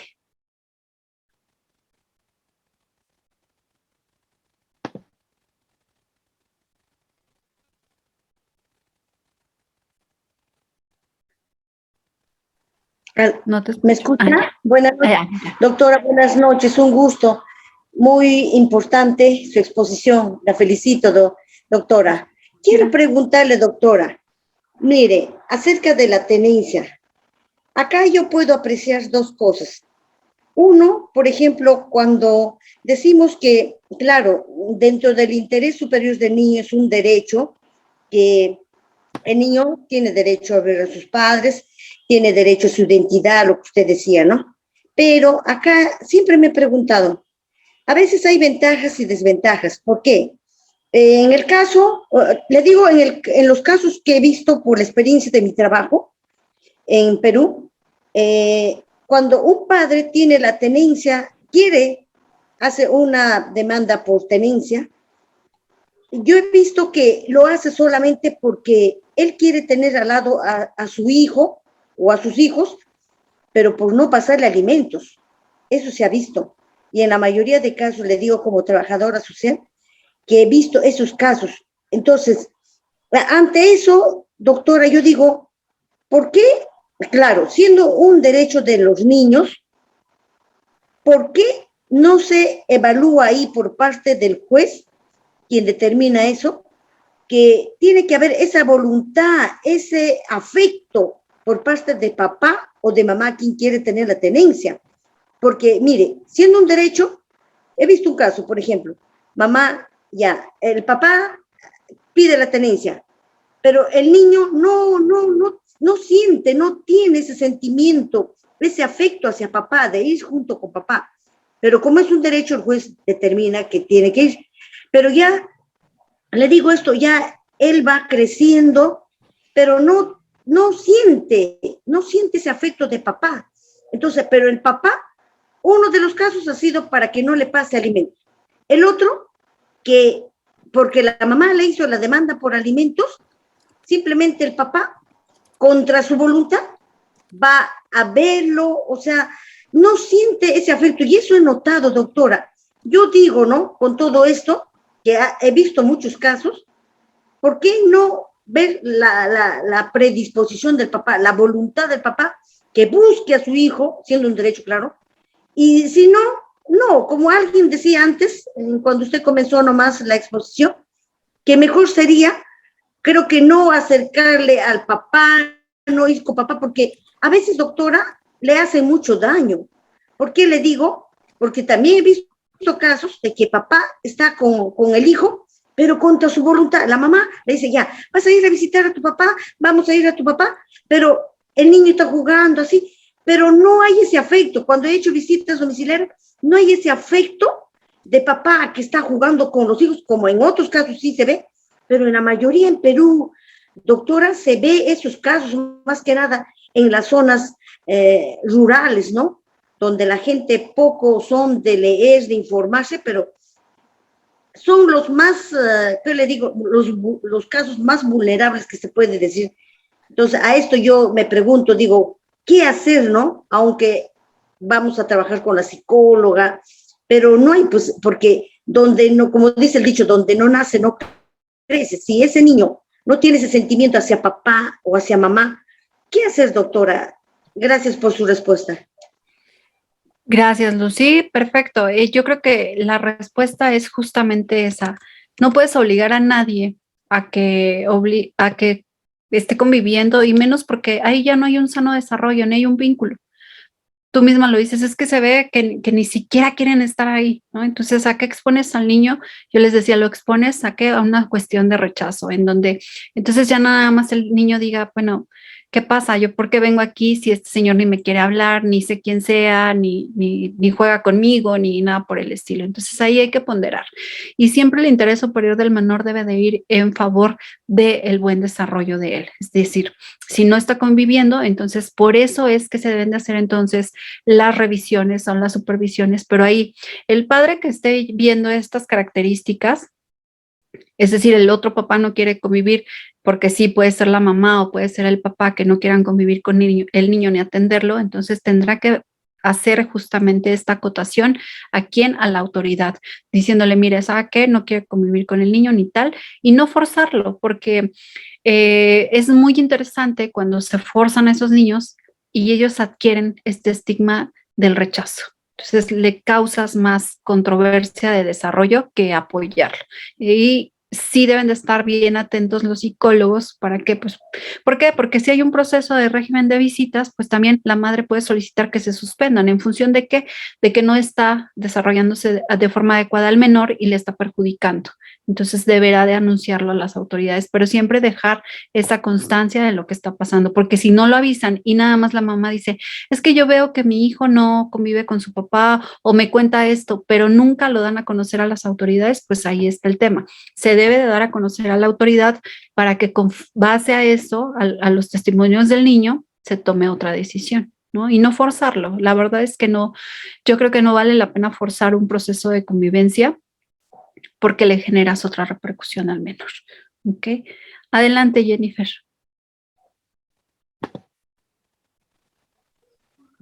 Muy buenas noches, doctor, y buenas noches con todos los presentes. Estuve escuchándole a usted lo que estaba exponiendo, que podría ser el régimen de visita, no, el régimen no, por decir, al niño, mantenerlo en una casa, ¿no? O con su mamá cierto tiempo, ¿no? Por decir 3 meses, como usted bien dijo, y los otros 3 meses con su padre. Pero en ese cambio, ¿cómo se haría con lo que es la pensión? Porque, a ver, si la patria potestad la tiene la mamá durante los 3 meses y el papá da lo que es la mensualidad para su niño, cuando hacen el cambio, ¿ocurriría lo mismo? ¿O simple y llanamente el papá es el que tiene que abonar, por decirlo de esta manera, ¿no? Cumplir con su deber? Pero al tiempo de cambiar, esa es mi pregunta. Sí, ahí se debe estipular también dentro del proceso de divorcio o en el proceso de conciliación, donde tú dices, ok, ¿sabes qué?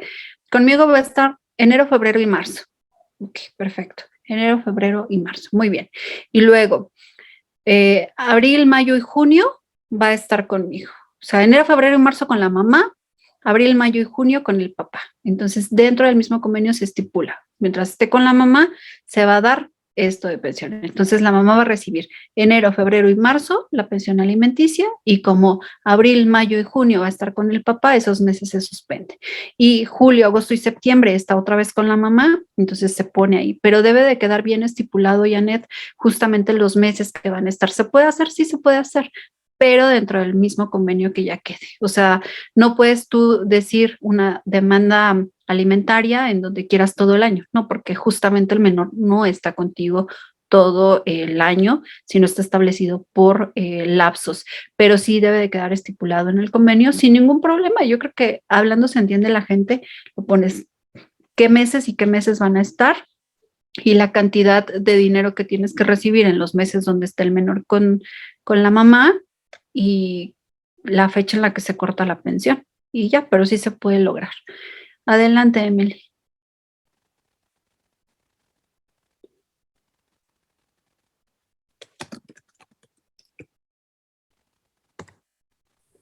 Buenas noches, doctora.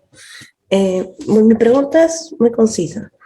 ¿Qué pasa si el padre o la madre, quien no tenga niño, está cumpliendo con lo que es los alimentos, pero no ve al niño? no viene a verlo desde, imaginemos, ¿no? Desde que empezó la pandemia y ahora que ya se puede venir a frecuentar al niño o a la niña, no lo hace tampoco. ¿Hay alguna ley que en la cual se le puede exigir ese derecho para el niño o la niña en cuestión? Esa es mi pregunta. Sí hay, pero es justamente lo mismo, Emily. Vas a obligar a alguien a que vea al niño y pues el niño tampoco está acostumbrado a esa persona y no va a haber una reintegración, no va a haber una vinculación, ¿no? De hecho, ahorita estoy leyendo aquí sus comentarios, no va a haber esa vinculación y lo que vas a generar justamente es ese rechazo, el que no entienda la parte de. Entonces, lo que sí se debe de hacer en esos casos, por ejemplo, si ya tienes tú una sentencia en donde, bueno, el padre está obligado a venir a ver al niño y no viene, entonces llevar ahí justamente una anotación de, bueno, sabe que ya lleva un año que él no viene, pero avisar a las autoridades, él no ha venido, él no ha venido, él no ha venido, para evitar que en cualquier momento, a lo mejor el niño ya tiene 3 años, ¿no? Y el papá al 4.º año dice, ahora quiero ver a mi hijo, pero ahora no nada más lo quiero ver, lo quiero conmigo. Entonces, como tú no pusiste ningún antecedente de que tenía 3 años que el papá no veía al hijo, solamente daba la pensión, pues él puede generar ese proceso de pedir guardia y custodia o la parte de la tenencia y las visitas, ¿no? Entonces, hay que avisar. No forzar el proceso, simplemente tú avisa con las autoridades correspondientes, el señor no se ha presentado y ya ellos determinarán, ¿ok? Adelante, Luis Felipe. ¿Qué tal? Buenas noches, doctora. Buenas noches, colegas. Partiendo de la premisa, yo siempre señalo lo que usted dice, no se puede obligar a nadie a hacer algo por amor. Acá estamos por un tema, lamentablemente, desde un punto de vista objetivo, ¿no? Desde esa premisa, lo que yo quería consultar es lo siguiente. Yo, por ejemplo, tengo la premisa siguiente. En un caso en concreto, yo siempre digo que el régimen de visitas tiene que ser concreto, ¿no? Es decir, si tú tienes tales días, y si no vienen, nosotros lo que hacemos es dejamos constancia en la policía de la inconcurrencia, y después de 3 inconcurrencias, solicitamos al juzgado pues que revoque la tenencia, ¿no? Pero algo que nosotros estamos proponiendo, y lo que quería ver es de repente usted con la experiencia tenía otras propuestas generales. Por ejemplo, los padres muchas veces dicen, ya, yo me lo llevo el fin de semana, ¿no? Todos los fines de semana. Pero nosotros lo que señalamos por ejemplo, en una tenencia es, ya, como usted dice, por el tema de la pandemia, llama a tu hijo todos los días durante 1 hora, ¿no? Si realmente quieres tener ese acercamiento con él, ¿no? Si quieres tener ese acercamiento con él, llévalo todo el fin de semana, no que voy, lo dejo, ¿no? Todo el fin de semana. ¿Qué otras propuestas, o digamos alguna propuesta más concreta, quizás así como esas, para poder nosotros tener en cuenta cuando estemos frente a una conciliación respecto al régimen de visitas, usted nos recomendaría? Esa sería la pregunta en concreto. Muy amable, gracias. Gracias, Luis Felipe. Te estaba atendiendo, solamente que estaba contestando otra cosa. Mira, yo creo, Luis Felipe, que lo más sano aquí para buscar un buen desarrollo siempre es buscar la conciliación. Yo, aparte de ser criminóloga y maestra y abogada y todo esto, soy mediadora. Y la verdad es que no he encontrado una mejor forma de llegar a un buen resultado que a través de la comunicación asertiva y el proceso de mediación en cualquier ámbito. ¿Por qué? Porque lo que tenemos es que escucharnos, pero de entrada, si es un divorcio abrupto, es un divorcio en donde les decía hay rencor, hay odio, hay desesperación, pues no vas a encontrar a nada. Entonces, primero, aléjate de la persona, ve tú a resolver tu tema de tus heridas, de cómo está o el motivo por el que terminó el matrimonio, y después ya regresas en un proceso de conciliación. Cuando hablamos de menores, la verdad es que yo siempre les digo a los padres, no veas tu beneficio, ve el beneficio de tu hijo, cómo va a repercutirle el hecho de que le prives tú de convivir con su papá, cómo va a repercutirle el hecho de que le prives estar cerca de su mamá, ¿no? Porque por un capricho o por una venganza tuya no es algo sano. Entonces, yo creo que sí es importante sentarse cuando se den esas opciones, sentarse y llegar a un proceso de conciliación y explicarles a los padres, mira, tu hijo puede llegar a tener esta repercusión. Si no convive, le vas a quitar el lazo familiar. Además es muy cómodo porque en un principio, en un proceso de divorcio, todos quieren ver a los hijos, ¿no? Pero conforme va pasando el tiempo y dice el papá, pues es que no me los deja ver la mamá, o sea, entonces ya ni voy a pelear, que no me los deje ver. Y después la mamá se arrepiente porque dice, es que ves, no se quiere hacer cargo de sus hijos. Pues ¿cómo? Si te estuvo rogando durante 4 años y no quisiste, pues entonces ahora, ¿cómo lo obligas? ¿No? Entonces, creo que es llegar a un proceso de mediación y explicarles. Ahora, si de plano las cosas están muy mal, lo que yo sugiero es que se haga un régimen de visitas pactado, o sea, donde esté supervisado. ¿Por qué? Porque ahí van a estar en condiciones de igualdad. O sea, la mamá no va a poder decir nada, el papá no va a poder inventar nada, nadie inventa nada porque ahí están supervisando. Entonces, eso es bien interesante. Pero yo le apuesto más por un proceso de comunicación en donde les digas a los padres, mira, lo tuyo ya se acabó, pero ahora tu hijo es el que debe de tener las mejores opciones para desarrollarse, ¿no? Y explicarles, a veces los papás no entienden cuál es la repercusión que tienen los niños, pero se me hace muy interesante. Para mí, lo ideal es eso, llegar a un proceso de conciliación en donde lo hacemos de forma madura, viendo siempre el bienestar de nuestros hijos. Y así es más fácil. Jenny.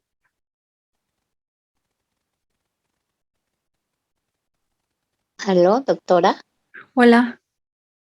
Buenas noches, doctora. ¿Me escucha? Sí. Doctora, quiero hacer una preguntita, dígame. Cuando, por ejemplo, la mamá lo tiene al hijo y no lo deja ver al papá, el papá va a verlo, no lo deja a ella. Y tampoco deja que los abuelitos lo hablen, no los deja, les pega cuando la abuelita y el abuelito lo hablan. ¿Qué proceso puede ser ahí?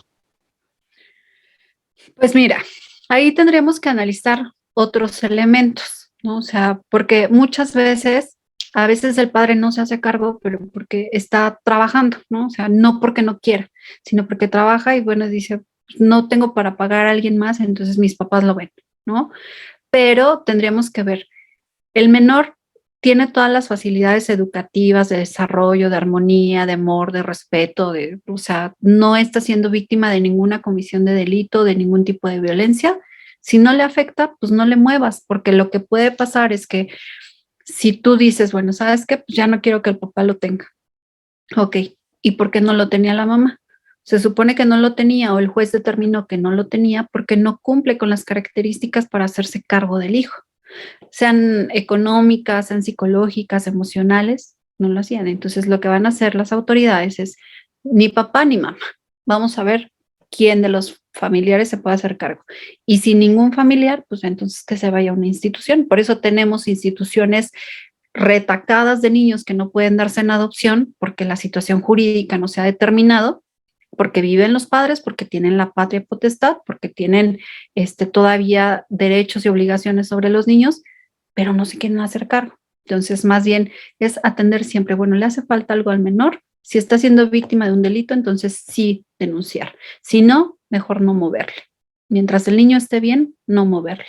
Porque hay mucha diferencia del dicho al hecho, ¿no? Las leyes parecen perfectas, pero no lo son.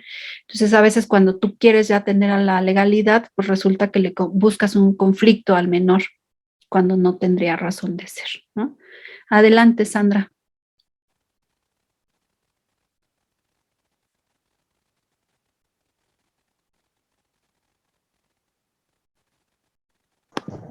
Doctora, buenas noches. Buenas noches, compañeros. Quería hacerle una consulta. Si es que, bueno, el régimen de visitas generalmente lo estamos viendo ahorita sobre niños que ya son un poco más grandes, pero ¿cómo se haría, cómo se determinaría el régimen de visitas de bebés, por ejemplo, que todavía están lactando? Porque muchas veces el papá quiere verlos y los quiere llevar,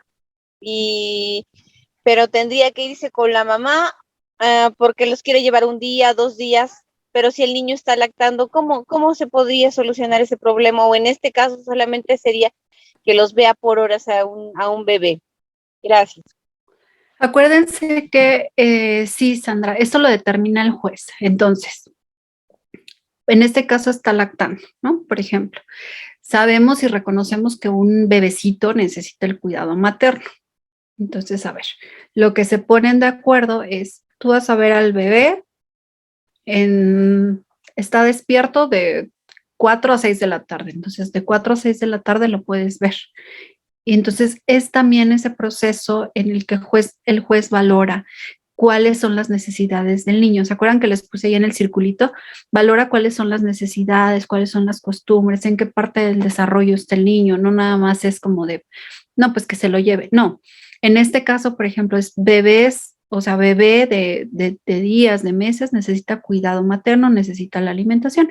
Cuando ya son, por ejemplo, 8 meses, ya el bebé puede tomar de biberón solito, pues el papá se puede llevar al menor, si es que ya no es lactancia, si no es fórmula, pero eso lo evalúa el juez y atenderá siempre en función de lo mejor para el niño. O sea, oye, pero es que es muy poquito tiempo, 2 horas, pero el juez lo dictamina. Entonces, el juez valora el desarrollo en el que se encuentra el menor y lo que es mejor para él, ¿ok? Adelante, Marco.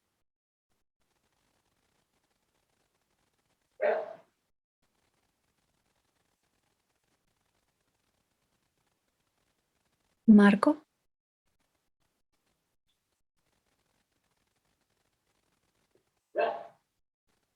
No, bueno.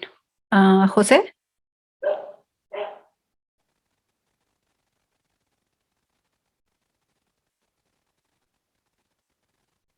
¿Está activo el audio?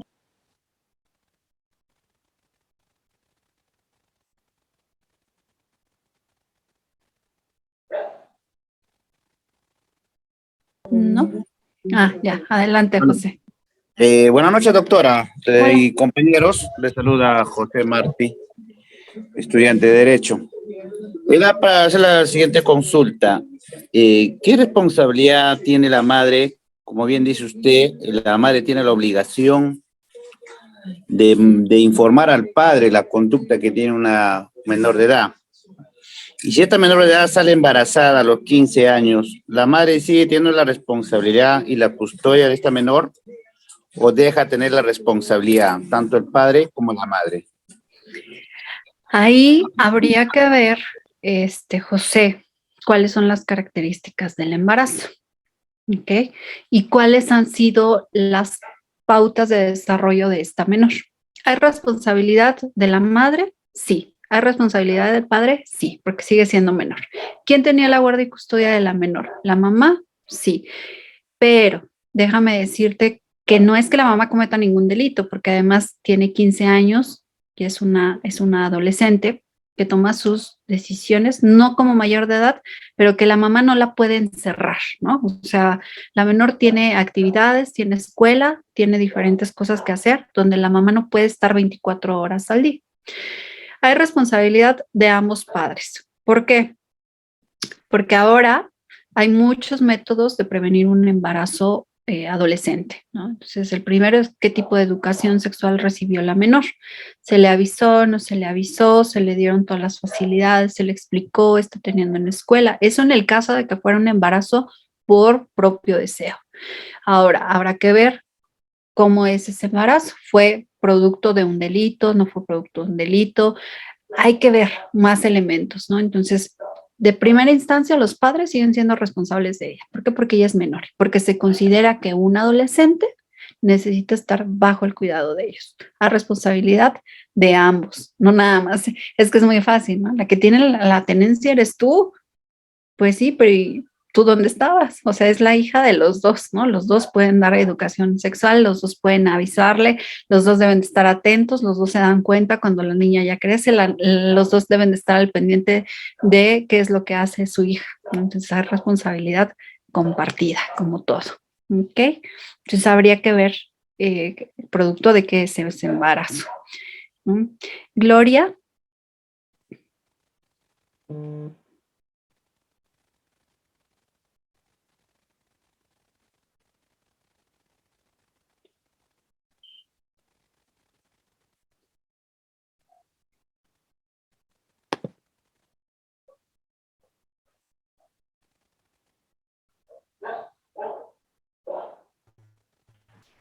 Buenas Doctor noches, Richard. doctora. ¿Me escucha?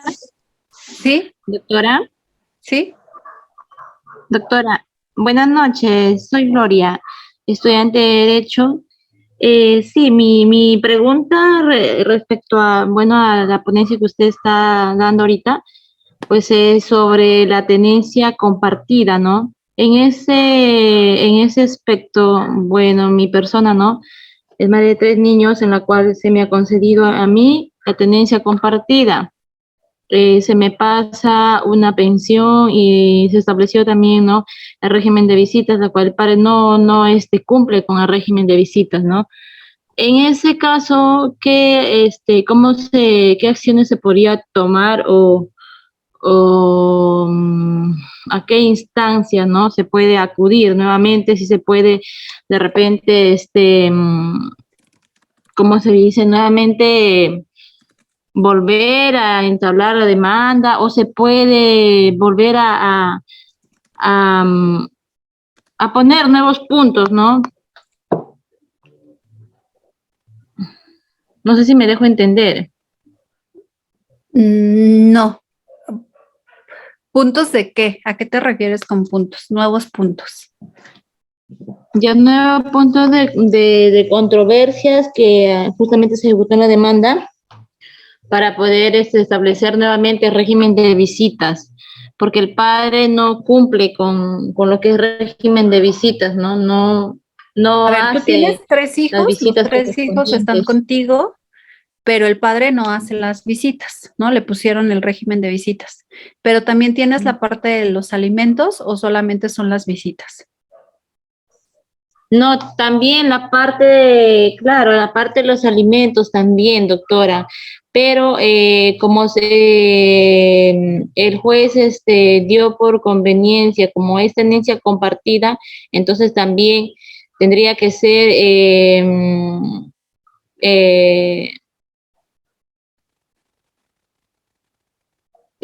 ¿cómo se llama?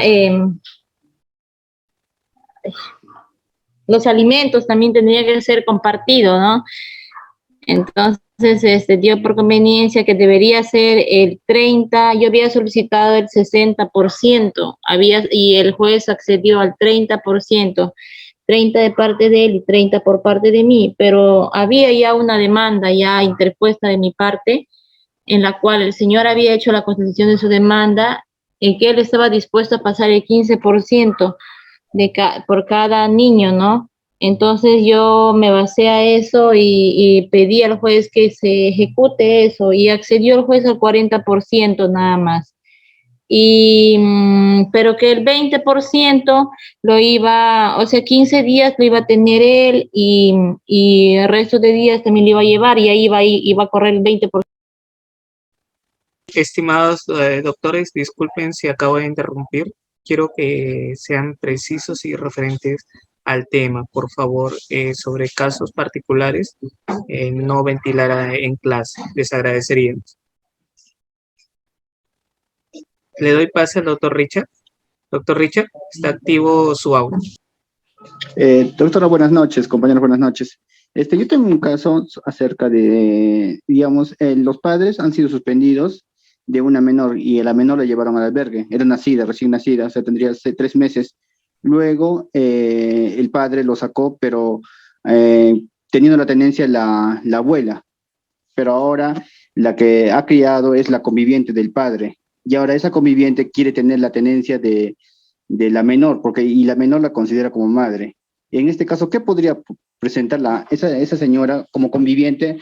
Porque se supone que solamente deben tener padres en línea, o sea, padres, los padres nada más, y en este caso no tendría nada que ver la conviviente, pero ya van 4 años que esa conviviente, 4 años que la ha criado desde pequeña, pero hay un problema de la conviviente, es que es discapacitada y no le quiere adoptar, que ella ha querido adoptar, pero tampoco le quieren dar a adoptar porque es discapacitada.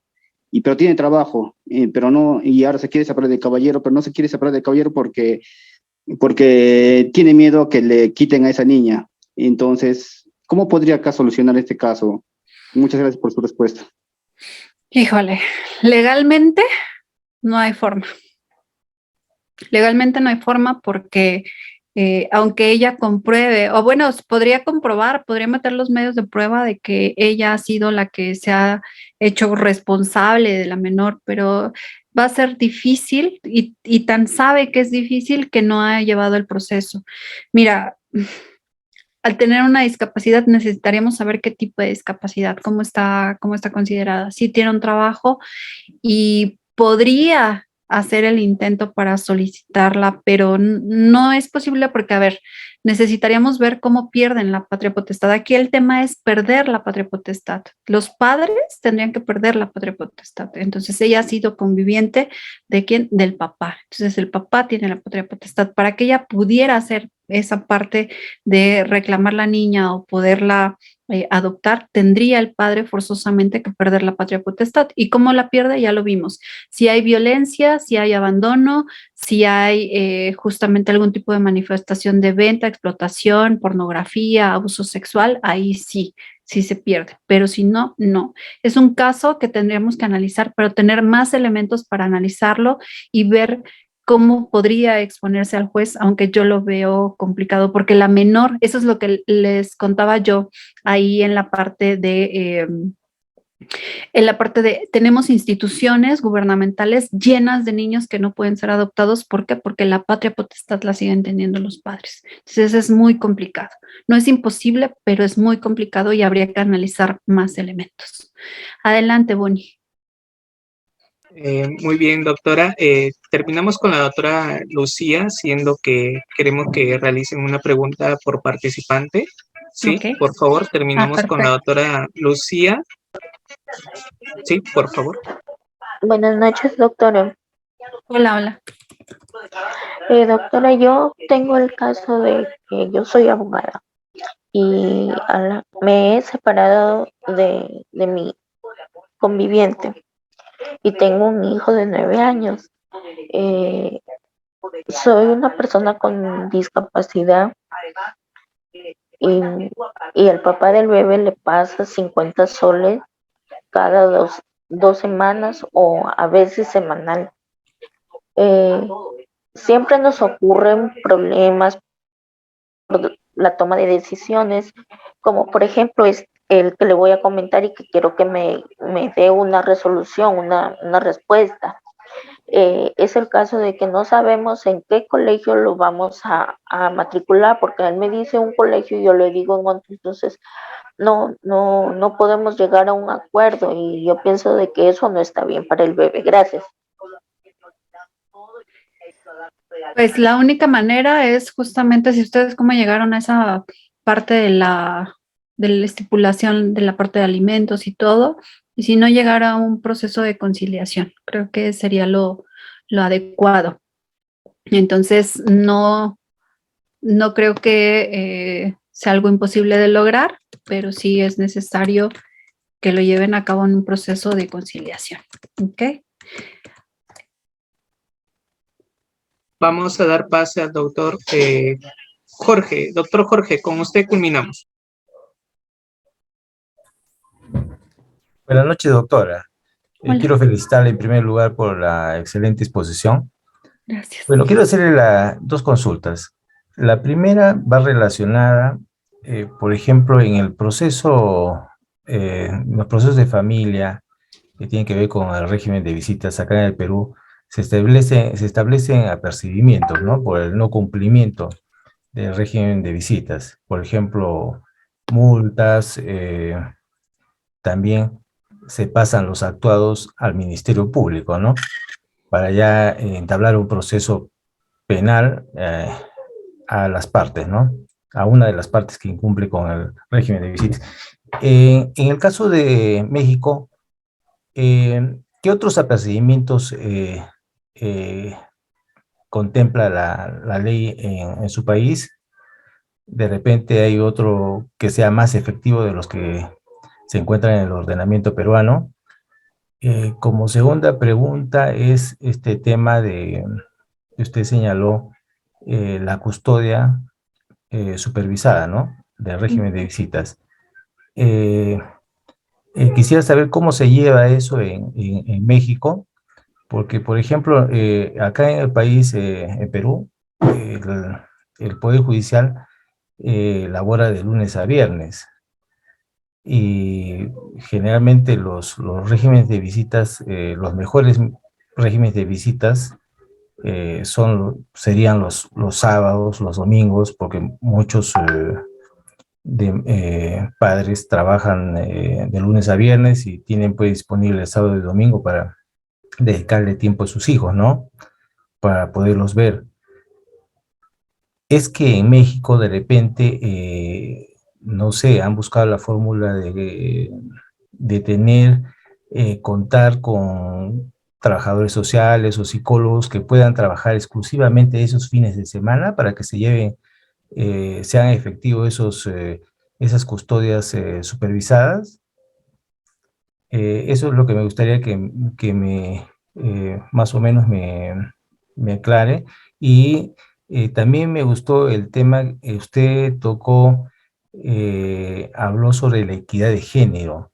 De repente usted tiene alguna casación que se ha establecido en su país sobre equidad de género en los procesos de tenencia y régimen de visitas, así como de alienación parental. No sé si nos podría proporcionar ese material. Muchísimas gracias, doctora. Gracias, Jorge. Bueno, mira, en primer lugar, respecto de cuáles son las legislaciones para, después de que no cumples con determinadas obligaciones que tienes, como son el régimen de visitas, como son la parte de los alimentos y todo esto, lo que yo les decía es que de repente se convierte en un proceso bastante largo y muy amañado. Es muy difícil que hablando ya de un proceso familiar lo logremos llevar a un proceso penal. ¿Por qué? Porque existen unos amparos, porque existen apelaciones, porque existen diferentes herramientas que son utilizadas, o de plano cuando llegan a la parte de, bueno, está bien, sí me voy a hacer acreedora a la sanción penal. ¿Qué es lo que pasa? La pena puede ser 12 horas privado de la libertad, 12 horas. Las personas dicen, pues llévame, ¿no? O sea, casi como de, hazle como quieras, a mí me puedes llevar, pero no te voy a enseñar a mi hijo, no vas a convivir con él. O sea, como un tipo reto. Entonces, eso es algo que está impidiendo la parte de que realmente hay un buen desarrollo para los menores. Ahora, cuando tú les explicas a los padres, no puedes tener esa actitud porque estás perjudicando al niño, porque ya hubo un desarrollo, ya no enfocándote en la acción de la visita o en la acción de por qué se llevó a cabo el divorcio, sino, ok, ven, te voy a explicar. Ves a tu hijo que tiene 10 años, ha dejado de hablar, ha bajado de calificaciones, necesita terapias psicológicas y esas 12 horas que tú vas a pasar en prisión no te van a alcanzar para poderle restituir el daño que le estás haciendo en el ámbito emocional a tu hijo. Entonces es cuando dicen, ay, caray, ¿no? O sea, es la mejor forma de explicarles. Penalmente es muy difícil que llegues a tener una repercusión. Hay juicios de este contexto familiar en el que se tardan 10 años. Entonces, ¿ya para qué? Ya la menor ya cumple 17 años, 18 años, ya va a poder decidir si ve a su papá o no ve a su papá. Muchos años se tarda. Entonces, ¿cómo estamos solucionando esta parte? A través de los procesos de mediación. Sientas a los papás, les explicas, atienden al principio de interés superior del menor. ¿Con qué? Pues con los elementos que tú les presentas, cuando ellos hablan, cuando tienen una comunicación asertiva y se elimina eso. Que esa es la parte importante. La otra parte, en cuanto a cómo son los regímenes de visita, aquí hay unos centros especializados para llevar a cabo esos regímenes de visita que están abiertos fines de semana y por eso son agendadas las visitas. Pero realmente lo que yo les decía, el 32% de las visitas se cumple. ¿Por qué? Porque también dependerá del papá o la mamá, de quien tenga al niño, si lleva o no lleva al niño al centro de visitas. Oye, pero es que fíjate que tenía que venir hoy y no vino. Sí, y lleva el justificante la mamá. Es que fíjate que me sentía mal, me torcí el pie o no pude, no tenía yo para el pasaje, no, 1000 justificantes y entonces, bueno, está bien, para la próxima. Es que no llego, sí, no hubo transporte público, no pude llegar. Entonces, los van justificando, ¿no? Pero aquí sí están abiertos los fines de semana en horarios específicos, ya están agendados y ahí tiene que estar el papá con el trabajador social, viendo cómo se lleva a cabo esta interacción, ¿no? Entonces sí se puede. Y respecto del material, se los hago llegar a través de el licenciado Reader para que se los comparta. Son muy buenos, pero la verdad es que nos falta muchísimo y yo le estoy apostando más a la mediación. Y Kenji me pregunta si soy abogada no psicóloga, no, aunque por la parte del estudio de la criminología también tuve que estudiarlo. Entonces, bueno, alienación parental, ¿cuáles son los parámetros que ven para determinar que el niño está siendo manipulado? Bueno, se hace una batería de exámenes y a través también justamente de la experiencia de retroceso que tienen. Hay 7 puntos que se tienen que revisar para la parte de la alienación parental y comprobarla, ¿no? ¿Cuáles son esos? El retroceso del niño, si está teniendo ya conductas de odio referentes a un papá, si está teniendo esos berrinches de no querer convivir con un papá, bueno, ¿por qué? O esa representación de estigmas que se presentan en donde el menor dice, no, ya no quiero, porque el más común y que es utilizado para las mujeres, que hemos tenido varios casos de ese tipo, es que mi mamá es puta, ¿no? Pues el niño tiene 3 años, no sabe ni qué es eso, pero ya lo está refiriendo. Entonces, ver contextos ya muy marcados o lenguaje muy marcado que no va en función del desarrollo del menor.